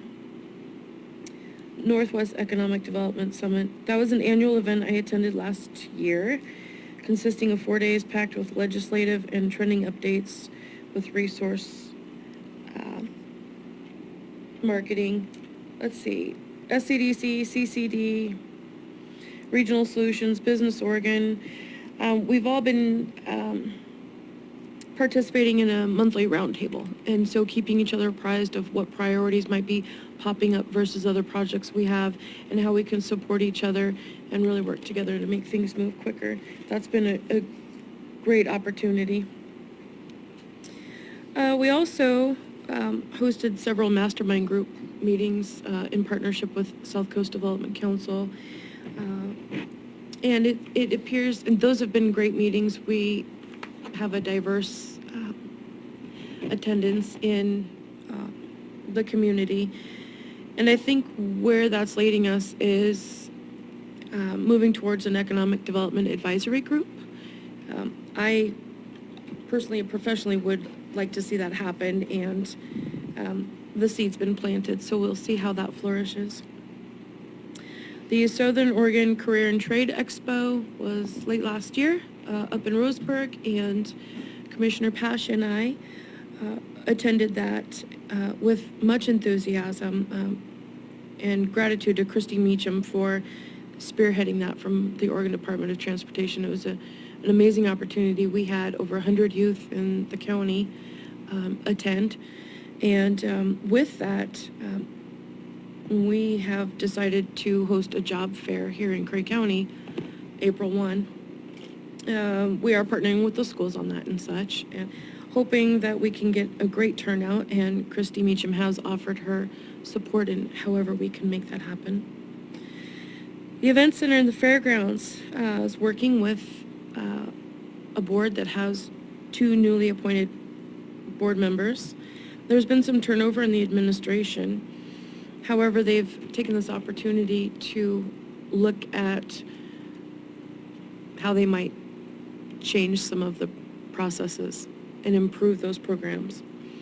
There's a lot of enthusiasm building as the events are being lined out for this year.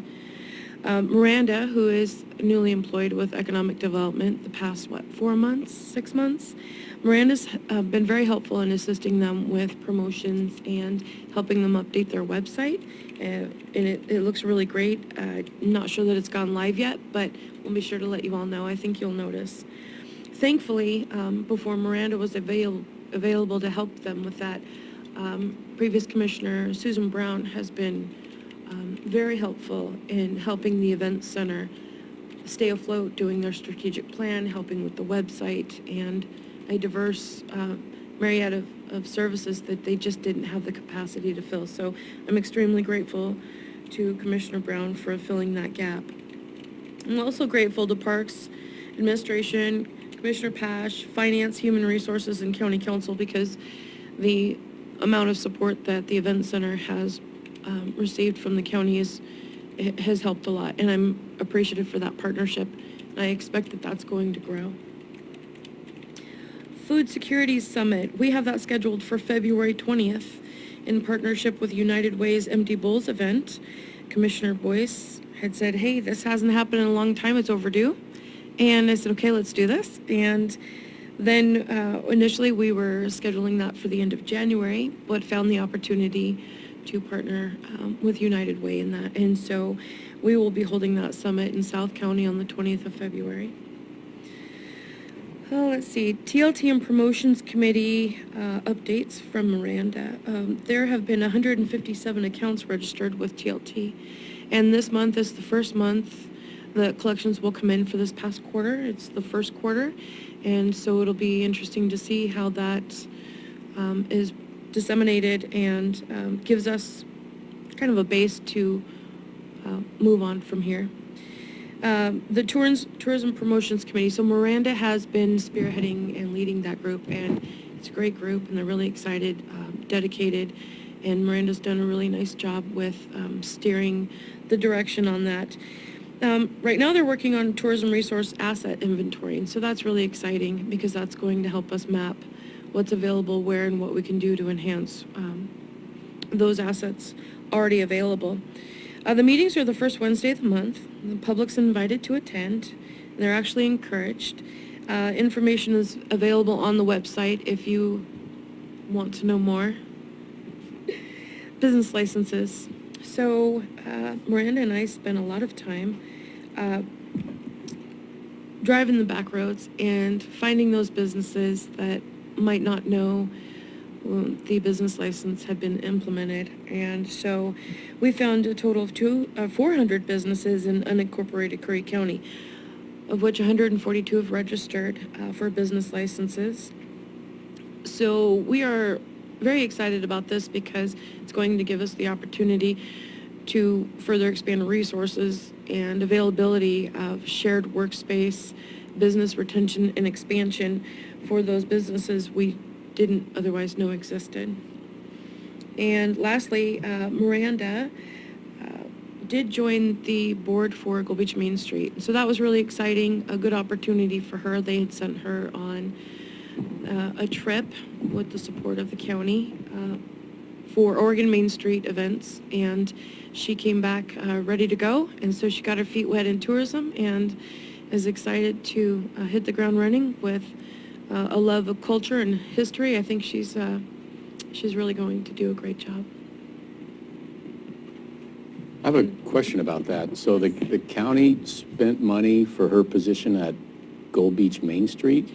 No, actually, Gold Beach Main Street paid. They've got grant funding Okay. to pay for her attendance. Good. It sounded like you said we sent her on a trip with support of the county, but it, Well, not financial support. thank you. Good. All right.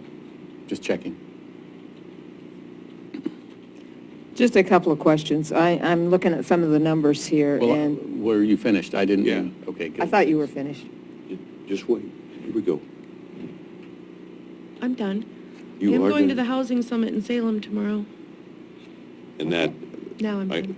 emailed you, that is very good news, and I'm quite relieved that you are going to be there and take that time and expense and effort. That's very anxious to hear your report back, and I get to stay in the office. Thank you. Mr. Gold? Okay, just a couple of questions on some of your numbers. For the TLT, I noticed you said 157 are registered, which is good. Are we sure that that's all, No. or? No. We're not sure, but Miranda and Dave Fortman have worked with Julie to create a plan for follow-up on those businesses that have not registered. Basically, what we're doing is so you get a notice, it's been in the paper, we've paid for ads, it's been social media, we had postcards made and handed out, provided information at least one event. So what happens is a lot of people right away came out of the gate and said, yes, I have a business or I have a lodging establishment, and they registered their properties. Now what happens is the second go around, Miranda will send a second letter to them now. And if we don't hear from them, the third is the three strikes you're out rule, where if they don't respond to the second letter, then it gets referred to code enforcement to start his enforcement action on them. Okay. And then the second question, another numbers question, business licenses. There's a deadline, right? What's the deadline? So, The first deadline is passed. yeah, we're 4 months into the program, and so now we're coming up to the point where if they haven't registered, I think what's happened is they see, oh, I haven't registered, but if I wait the 6-month marker, they only have to pay $50. So I think that's what we're seeing come trickling in. Yeah. This month, they'll get just like the TLT, they'll get that second notice of all the ones we're aware of. And like I said, we have our own inventory. So the first time they all got letters, and we only had a portion respond. So now the remainder get their second letter. And again, if they don't respond, then it gets referred to code enforcement. Okay, so we haven't even hit half yet.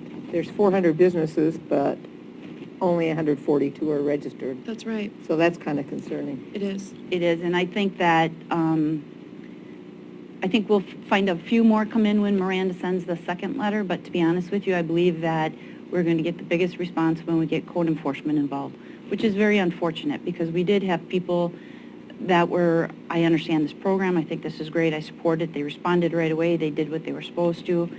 You know, it's not fair to the ones that comply to not follow up with the other ones. So, like I said, we're going to try the soft approach. You know, this is first year of the Well, I program. think that's important. But we also have that 3 strikes you're out rule, or approach that says if they don't respond after Miranda's next letter, they're going to be referred to code enforcement. And the $50 versus the $100, that bothers me. They're doing this deliberately to, I totally understand know. saving money, but Yeah, I don't know if that's what they're doing. So my proposal is we had initially sent out notices to every business that we had logged in the mail with the application and the registration requirements so that it was pretty thorough, and if they had any questions, they could contact us. I feel like another piece of mail is going to cost a lot of money. Yeah. It's not in my budget. And I feel that maybe email approach is a little different and might get to them, whereas the mail might not be. And then if it takes a face-to-face visit, I think sometimes when that happens, people put a face to the program and they might be a little more open-minded and say, yeah, you're right, I just haven't gotten around to it. And that gives us the opportunity to meet with them face-to-face and say, let's help you out. Great approach. Great approach. okay, just as long as we're moving towards compliance. So we, Anything else? No, thank you very much, Summer. Thanks for your time. thank you. Hey, the quarterly reports, I don't know whose idea this was, but it is, I think, very good, and I'm happy to get these reports. It's a good system, and it's good for the citizens to hear. We have about 6 minutes, and so I'd like to call up Roadmaster Christensen, and then we're going to have at 11 o'clock 2 public hearings. So up to the podium, sir. Hi. What's that? He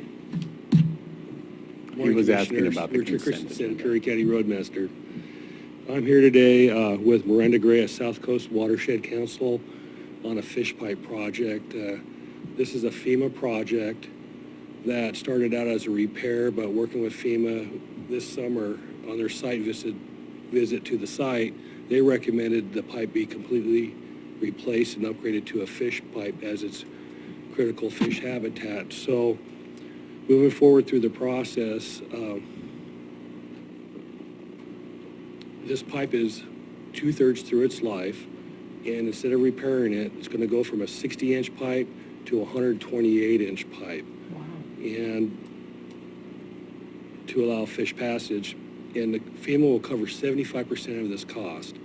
In 10 to 20 years max, we're going to have to replace this anyway at our full cost. This project currently is $290,000, which includes all the engineering, inspection, contracts, permits, and construction costs. And so this cost was not in my budget this year, but I believe we can absorb it because we have cost savings in other projects.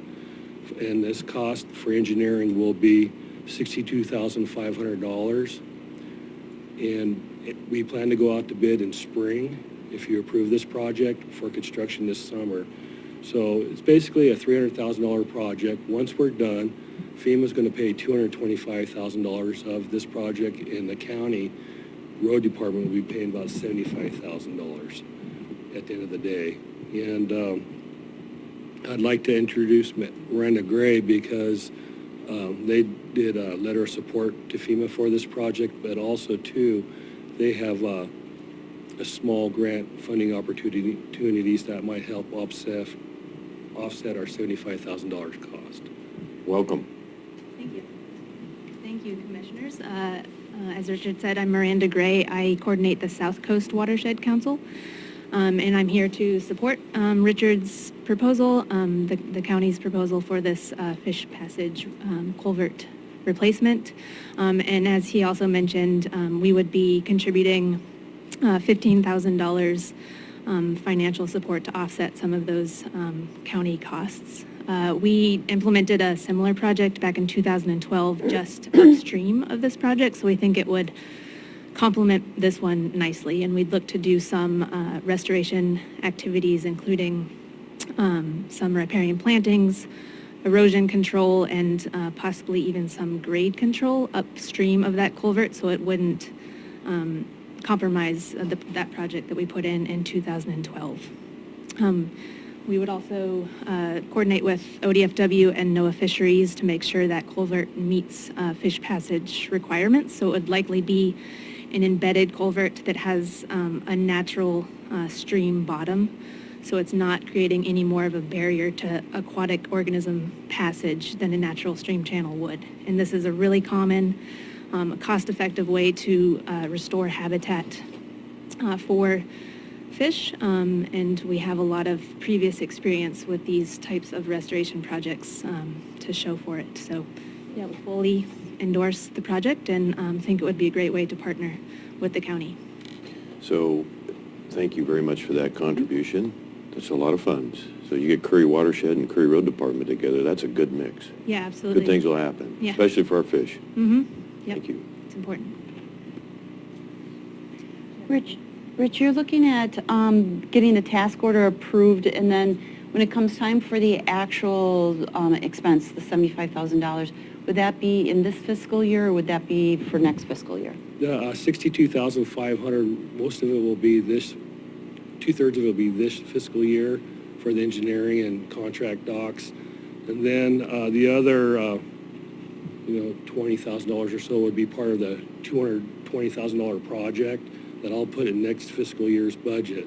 So in the road department budget we'll have about $250,000 in the budget for this project, which FEMA will reimburse once it's completed. Commissioner Gold. So you mentioned that you had some cost savings in other areas. Will those cost savings help in going towards this, or would they cover all of this? I believe so. I'll have that answer for sure for my budget presentation next week on the 22nd. And one last question. You mentioned that the pipe was already 60. Was it 60% gone, or? Yeah, 2/3, so 60, 70% gone. And I mean, it's a good pipe. It will last for sure 10 years maybe, but for sure 20 years we'd be replacing it at full cost. Which would probably be higher.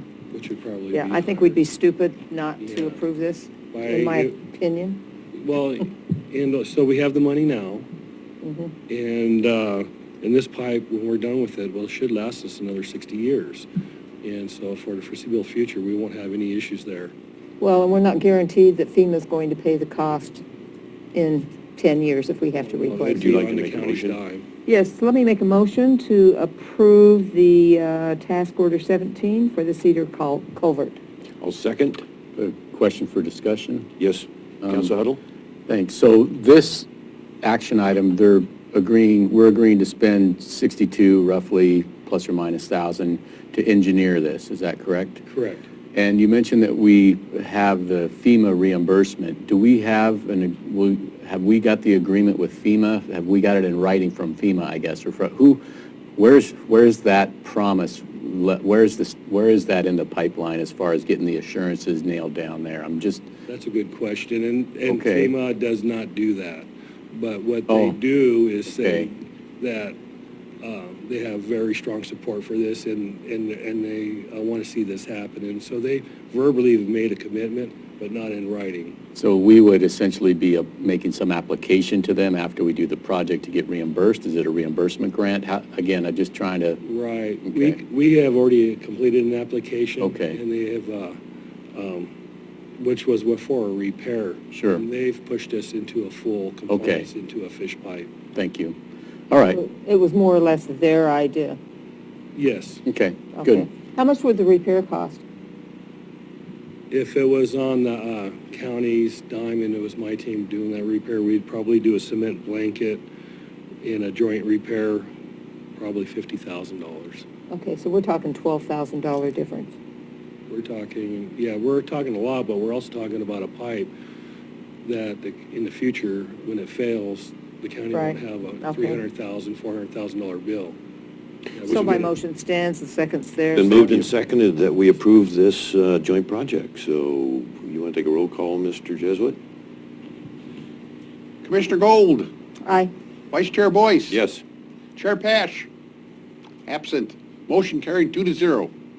Thank you. Council Huddle, where are we now in public hearings? Thanks. We're about ready to go with the public hearings. I'm wondering if, before we do the public hearings, just because we might forget, we amended the agenda to take some items off of the consent agenda, but there were still items remaining on the consent agenda that would just need a motion to approve the remaining items on the consent agenda without any discussion. Then John Jesuit could check that off his list. Good catch. I do think, I think we also have to go back to 4D, so we've skipped quite a few things right Okay. here. So let's just do the public hearing and then go back to the original order. And Thank you. Let's clarify what we are trying to... What we're going to do is take the public hearings more or less out of order because of their 11 o'clock notice time, and then we'll go back to the regular agenda, starting with consent perhaps, or? Starting with presentations. Very good. Oh, we haven't even done the... We haven't finished the presentation. Yeah, got it. Okay. So And we'll that'll take go take the public hearings Do we out have a of order? consensus on that? Yeah. Yep. That's fine. Okay.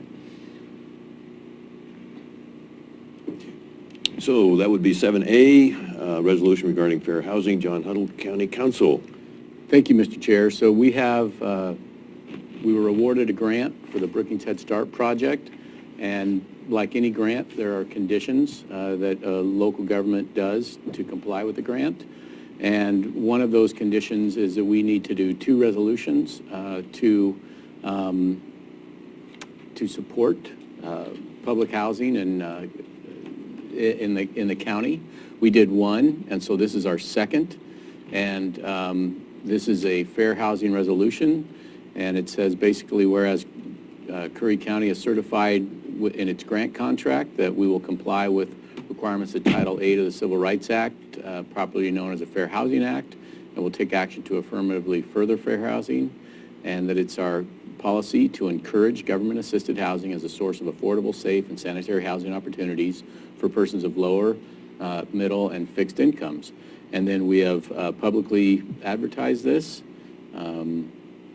We put it in the Reporter and the Pilot, and so that's really all I have. So those are the technical details. We've advertised you to open the public hearing to see if there's anyone who wants to comment for or against this, and then make a motion to approve.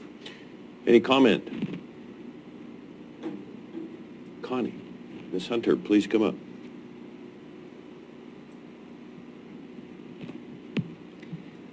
That's a no-brainer to pass this, to get the grant. But I like seeing us apply for grants.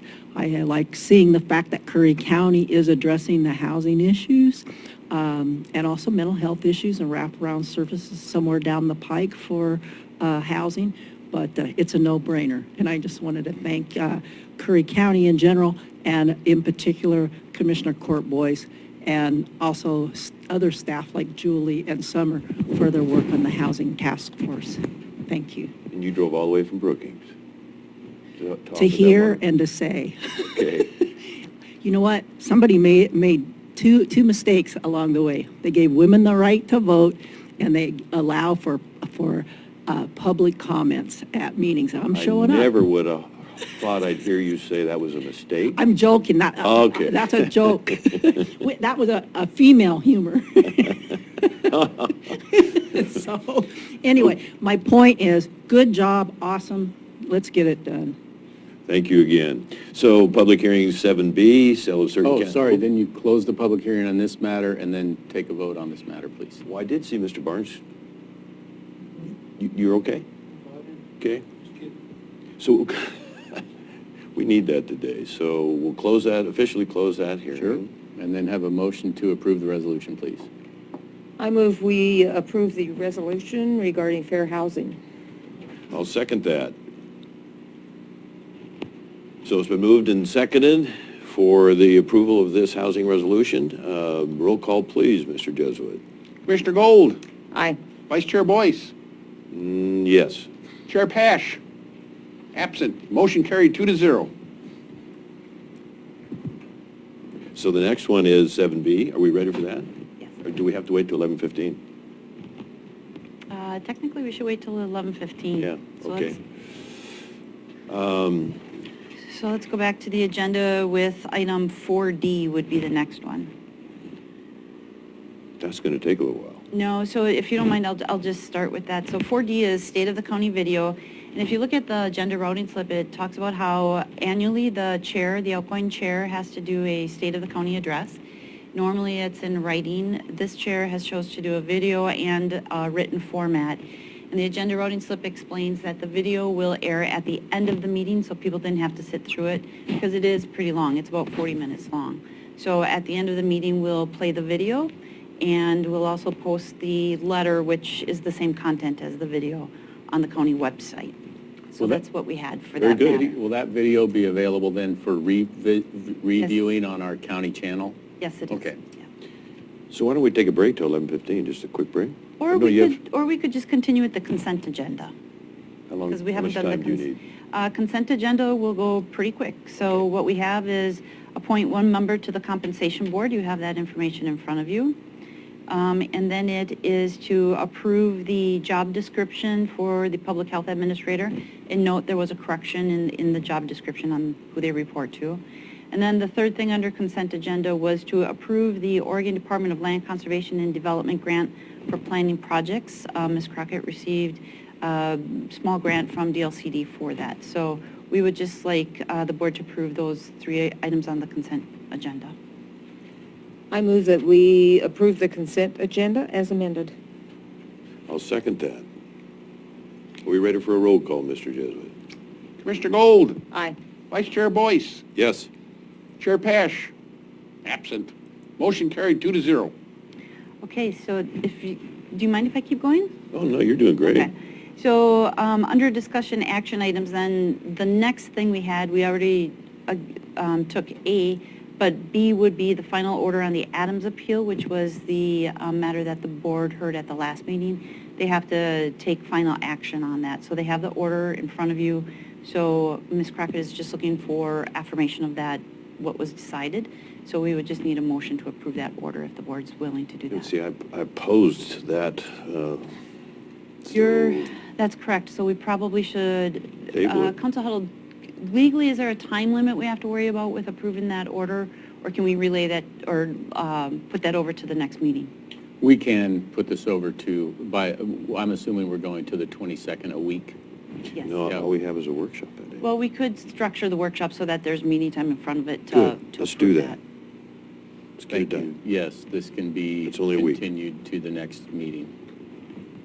Okay. So we need a motion on that? Yes, please. Thank you. I move we continue this item, the Adams appeal, until the next meeting, which is January 22nd, was it? Second. So that continuing or tabling would be for January 22nd. Can we do a roll call, please, on that motion? Commissioner Gold, Aye. Vice Chair Boyce, Yes. Chair Pash, absent. Motion carried 2-0. Doing good. All right, the next one would be the fee waiver for the Sixes Fire Department. What we have is the fire department has a very low budget, a small budget, it's $13,000, and they need some land to expand onto. So they do have someone who is willing to either give or sell them some land. The portion they would be acquiring would be about 12 acres out of a much larger piece. And in order to acquire that land, they actually need to go through a planning process. I believe that the planning director is processing it as a property line adjustment. The fee for that is $2,000. Because they are a special district or another unit of government, and due to their limited budget, they are asking the board to waive that fee. So we would need approval from the board to waive that fee. My only concern about this is would we be setting a precedent by waiving fees? And I think that's something for the board definitely to consider. You know, there are some factors here. One is the way their property is set up right now, they really can't expand unless they cross over the road and acquire this property. So it's kind of a unique situation in how it's being done. They also have a very small budget compared to other special districts. Oh, I know. I'm just wondering if we should have some sort of a policy to determine when we could, If I may. exempt the fees. Let's just take a case-by-case basis. I'm so happy to hear you mention that they have a very small budget. This guy right here has been there for years. He's an absolute legend. And I just can't say enough good about what they've been working on this for 2 years, and they are so excited about getting this piece of property to reinforce their whole efforts up there. And they basically are almost from Langless to the city of Port Orford. And so I'm just going to ask, I'm not concerned about future waiving because they need all the support, encouragement, and funding that they can possibly get. So this is just a huge thing for them. Oh, listen, I'm not opposed to it at all. In fact, didn't- I'm the head of a fire department that has next to nothing also, but I'm just concerned that if we decide to take it on a case-by-case basis, I'm fine with that, but I just want to make sure that everybody's not going to come and ask for an exemption. I think that, Once you set that precedent, it's like, so-and-so got it, why don't I get it?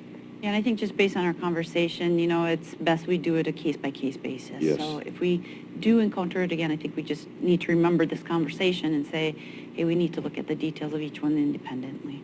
Okay. So by the way, this is Chief Wayne. Then I will make a motion to do the fee waiver. Thank you, Commissioner Gold. I will second that motion. Just for the record, too, I want to let you know that Director Crockett was supportive of waiving the fee. Thank you again for that. Roll call, please. Commissioner Gold, Aye. Vice Chair Boyce. Yes. Chair Pash, absent. Motion carried 2-0. Since we have 2 minutes left, so the Parks Liaison was pulled off, number E was pulled off to the next meeting or future meeting, but we have F, which is approve the contract with Eric Feliciano for media services. So I just, reminder of the board, our contract with Brant Media, we terminated that. It ended December 31st. Mr. Feliciano was working for Brant Media. He has been the one recording our meetings. He is willing to contract with us to continue to provide that service. The cost savings is about half. So his hourly rate is about half of what Brant Media was charging us. The contract before you, I did put that the county was waiving the right for the insurance, so hopefully you're okay with that. Mr. Feliciano is operating out of our room and with our equipment, so I felt that there wasn't as much of an insurance concern as possible. Council Huddle did, in a message to me, indicate that the board has the right to waive that insurance. So the contract before you does have that waiver in it, saying it's waived. So if there's no objections to that, we'd like you to approve that and also backdate it to January 8th, which is when Mr. Feliciano started recording after the contract had expired. It's, you're acting vice chair, so it's appropriate for you to keep making the motions. I don't have a problem with that. I move that we approve Eric Feliciano contract. And I think I said that name wrong. Feliciano. Very good. Second on that motion. Roll call, Mr. Jesuit. Commissioner Gold, Aye. Vice Chair Boyce. Yes. Chair Pash, absent. Motion carried 2-0. Welcome, Mr. Feliciano. Great. So now let's move forward with the 11:15 Right on public time. hearing. That's amazing. So we're going back to public hearings, sale of certain county-owned properties. Director of Curry Operations, Julie Smelzer. Yes, so this is a public hearing on the county's intent to sell some properties to 3 different parties. We have advertised the sale in the newspaper. This is the public hearing on it. And real quickly, I'll just read the order that's before you. Whereas Curry County is the fee owner of certain parcels of real property described in Exhibit A, attached here too, with real properties by order number 20779, dated December 18th, 2019, were designated and set aside as county forests, public parks, or recreational areas pursuant to ORS 275.320. And whereas the real properties described in Exhibit A were acquired by the county for foreclosure of delinquent tax liens or otherwise, and whereas on January 15th, 2020, following due and proper notice, per ORS 275.330, parent 3 parent, the Curry County Board of Commissioners held a public hearing in the matter of alienation, sale, conveyance, or exchange of the said properties, and whereas at the conclusion of said public hearing under the authority granted in ORS .330, the board determined and found that all statutory legal requirements have been met. It is in the public's best interest to alienate, sell, convey, or exchange the land set aside for forest, public parks, or recreational areas as described in Exhibit A, attached here too, and the land set aside can be sold at public or private sale, or other lands may be taken in exchange and set aside for forest, public parks, or recreation purposes. And if the board agrees with this, and after we hear from the public, if there's no objection, the board agrees to it, we would then have an order saying that the sale would proceed. Just for information purposes, on Exhibit A, what we have are two very small parcels down in, they're undevelopable parcels. They're basically slopes on the side of a lot that we would be selling to Connie Elmer. That would be in the Brookings area. Each of those parcels would sell for about $250. We also have a property up in the Flores Lake area that would be sold to Carol Backinson. That would be for $2,000. And another property up in the Flores Lake area that would be sold to Morgan Garman and Sharon Jensen for $8,000. These people have paid the application fees, and we have all the information we need from them. So if, like I said, after public comment, if the board decides to go ahead with this, we would proceed with collecting the sale price and actually proceeding with the deed. So we're opening to public comment. What's the two words? Seeing none? So we can close the public hearing. Are you okay, Matt? So we need a motion now. So I move that we approve the sale of certain county-owned properties by private sale, and they were listed above. Second. Good work. Any other discussion, by the way? Roll call. Staff Commissioner Jesuit. Gold, Aye. Vice Chair Boyce, Yes. Chair Pash, absent. Motion carried 2-0.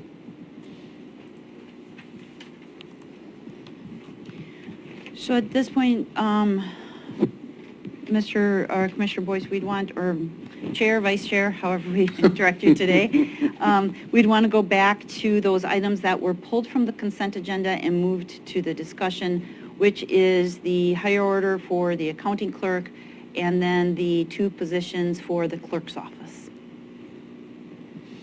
Open discussion. Who wants to go first? If I can just make an observation maybe to start the conversation. So in looking at these ones for the clerk's office, I think, again, the title of it I think was very misleading. It said promotion, which is something we don't do, right? We have a freeze. We don't do step increases. You don't promote somebody. You don't just give them more money. Now, if this is actually moving them into a different position, that is something different. And that is what this looks like it's doing. So starting with the first one, the Ambrose, it looks like what happened there is there was a person and they were actually hired as a department specialist 2, and they want to move that person into a deputy clerk 1 position. So really not a promotion, but more of a, it's semantics, really. It's the person, of course, is getting about $300 more, or about $500 more a month in salary, but it's really transferring them to a different position. So I'm looking for, So will their duties be changed? excuse me. Go ahead. You were please. looking for a motion, and I was kind of discussing first. Okay. So, did you have a question? I want to address you first if we can. Yeah, that was my question. Will their duties change if, And we talked about that earlier, so go ahead. It's okay. Clerk Cullen, Renee please. Cullen, County Clerk for the record. So again, this is taking an existing position and transfer them into another existing position because that position was vacated when that person has accepted a job in your finance department. so the duties are changing? Yes. So it's a Okay. completely different job description. I mean, totally different. As you'll see, this position was, we filled it as a 5. It's going to be moving into a 7, which is the position that we have right now that's being vacated. So it's in the budget, it's been approved, and it's just filling the position that's been vacated. And again, I apologize for having the order say promotion. I agree with Director Schmelzer that it's a fill a vacancy, which might have resolved this at the beginning. You don't have to apologize. We're a small county. We're trying to get our work done. So I really appreciate you. I recommend approving that one. Yeah, and in this case, duties, if I may, duties and responsibility, what's the fancy term, are not mutually exclusive. I mean, it's additional responsibilities. I've been assured of that, and so that was my only concern. Thank you. Yes. Okay, so I move to approve the promotion of, or excuse me, not promotion, the change of class of the employee in the clerk's office. Now, do we have two of those? That one was for the clerk deputy 1 of Marcy Brosey. Right. The other one was then a promotion for our deputy clerk 2 to move into the deputy clerk 1 into the deputy clerk 2 to help compensate for these changes that we're having, but I understand where you're going. Again, not a promotion No. as this person is just getting a raise. I've got to get rid of that word. I think the don't say it. orders, I think the board, if the board is inclined to approve these, I think we should make sure that language is cleaned up on there a little bit, because I don't want the public misled to think that we're just giving employees promotions or raises when we actually have a step increase. I think it's a little misleading to the other employees that have been told, no, you can't get an increase, there's no promotions right now. So let's just make sure we clean that up on the order before it's signed, if the board is inclined to approve them today. So when I make this motion, can I make it for both positions? Yes. Okay. So I move that we approve the change of positions in the recorder's office. Thank you, Commissioner Gold, and I will second that motion. Any more discussion? Okay. You're on deck. Commissioner Gold, Aye. Vice Chair Boyce, Aye. Chair Pash, absent. Motion carried 2-0. Thank you.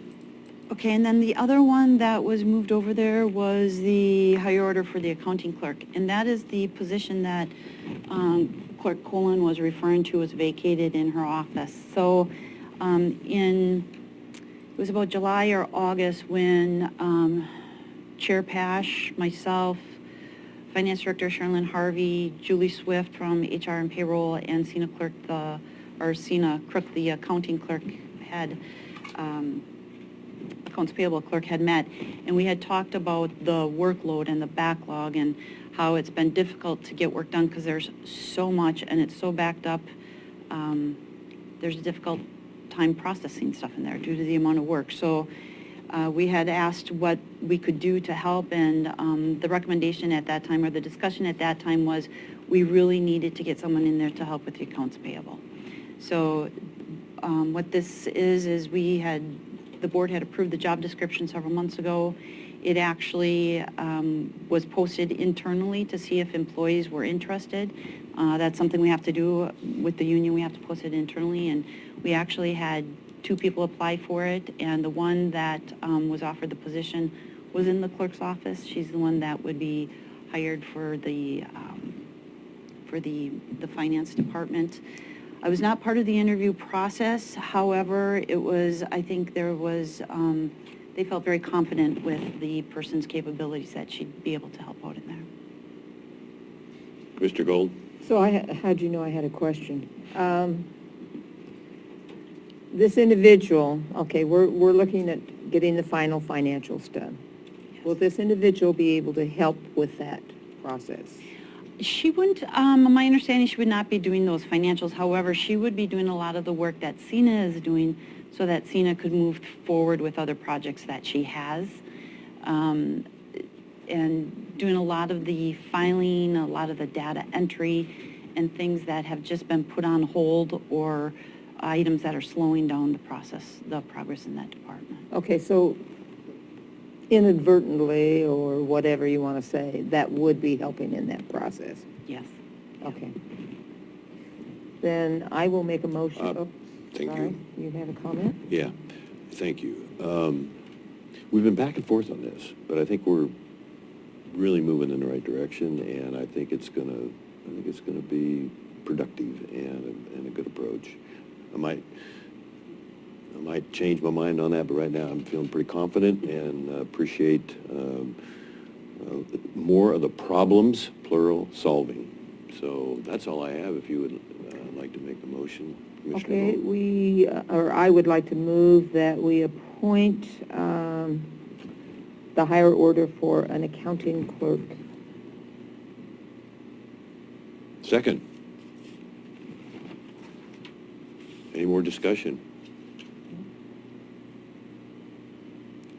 Commissioner Gold, Aye. Vice Chair Boyce, Yes, thank you, Mr. Jesuit. Chair Pash, absent. Motion carried 2-0. Now we're back on track with number 9, which is the director's report. And I do not have anything for you this week. So Are you sure? I could talk for a long time about a lot of stuff, but no, let's just skip it for this week. So. Okay. So Commissioner Gold, Commissioner updates, if you would begin, please. The only thing I'm concerned with is with the individual that came to talk about the noise in the port, and I would like to get approval to be able to write a letter that comes from all commissioners, because I think that would hold more sway.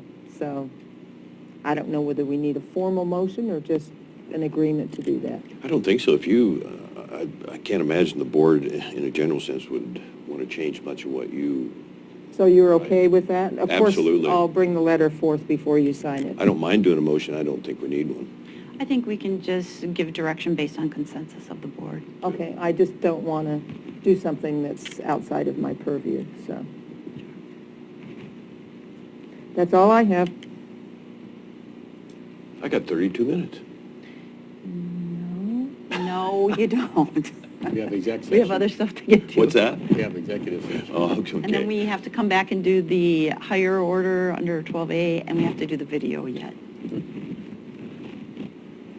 Is that 40 minutes? It's 40 minutes. Oh! So you really have minus 8 minutes. Let's see here. Got a nice email from Teresa Hewitt from the Port Orford Beacon in Port Orford. The Dalles, if anybody's interested, made the top 5 on the small business resolution for the whole United States. And so the comment she made is, please get the word out to vote for them through from the Curry Citizens.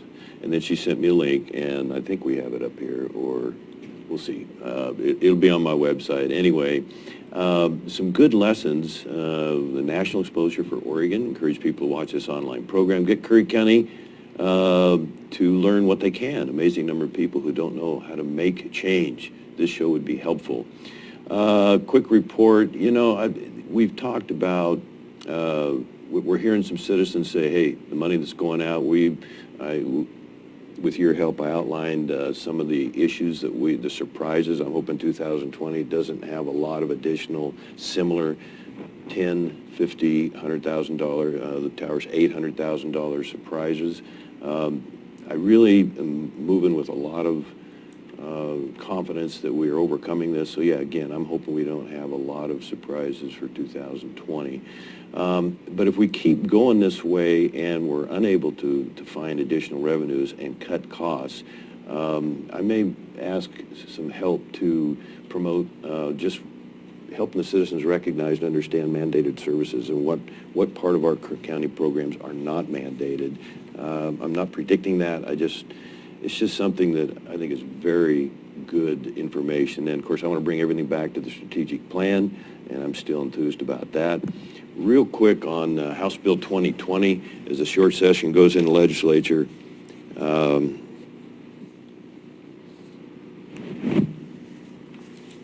here's how it could affect our county on just sheer expenses due to the energy relation, energy expenditures from a variety of ways. How much gasoline would the county consume in a year, and how would that, if it was 20 or 30 cents per gallon on the carbon tax, it could be absolutely devastating to rural Oregon.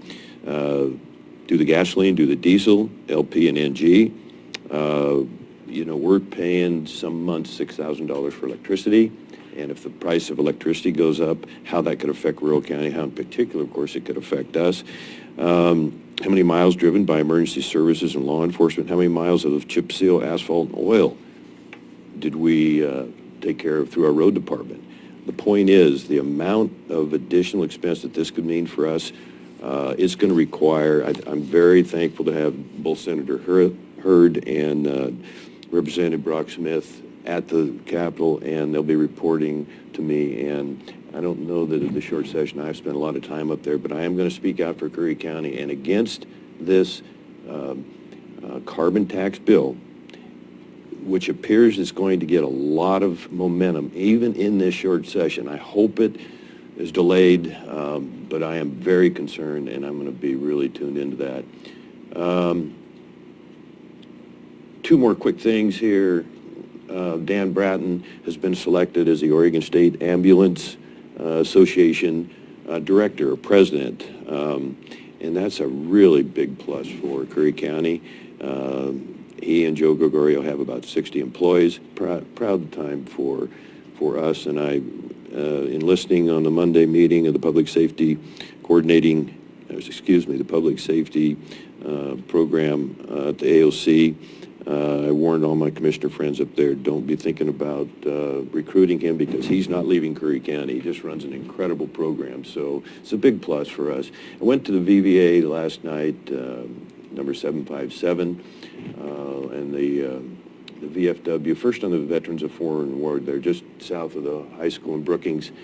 Somebody drove into the side of their building about 3 months ago, and they basically had to take a very limited insurance settlement, and so they are really having a struggle. I just want to draw attention to the public that if anyone wants to go down and meet with Rick Bremer and you know, at some point, I think it's going to have to be a volunteer repair where it took out one bathroom and one large wall, and there's been break-ins since then, and, you know, the VFW just doesn't have enough money to deal with that. The VVA, the primary reason I was there was to say goodbye to Bill Farrell, who has served in Vietnam as a Special Forces, just an unbelievable human being, and some of the stories that he was able to communicate since I met him 4 years ago, some of the things that he dealt with in combat and protecting our country, sacrificing for our country.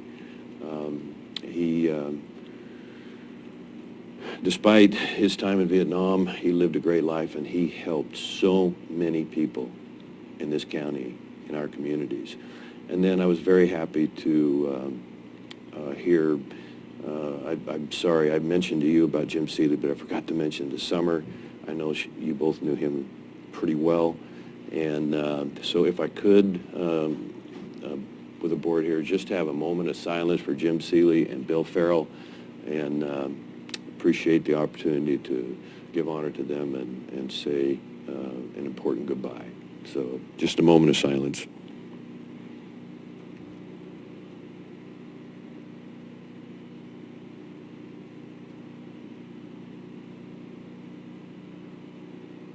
Thank you. And as far as Jim Seeley goes, he also served in Vietnam offshore. But what he has done for the South Coast, his heart, just like Bill Farrell, just a tremendous person, incredible human being, and he is really going to be missed. He was very good to Curry County, and it didn't really catch us as a surprise, but it did happen rather quickly. That's all I have. Thank you all.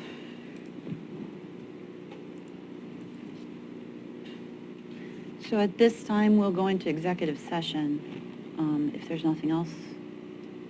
Commissioner Boyce? So we're going to recess and go into executive session. Do you want me to quote the numbers? And is that appropriate? Executive session, Oregon 192.6602. Yep, that's 2A, which would be retention or hiring of a county individual agent or employee. D is labor negotiations, and F and H is litigation and confidential information. Very good.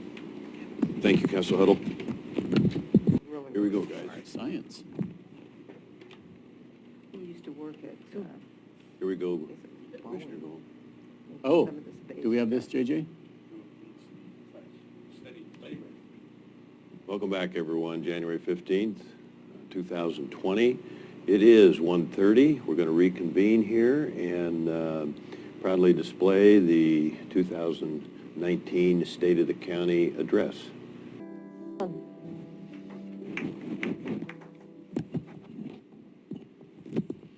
Commissioner Gold, do you have anything else you want to? No, I thought that was well done. Included a lot of what went on during the year. I don't think they left anything out. I don't think so. I know Commissioner Pash was very adamant about being very transparent on everything that happened. And he had a list that he wanted addressed, and he also wanted to go through the meetings and make sure we highlighted everything that was happening. So I think he did a really good job of letting the public know exactly what the board's been working on.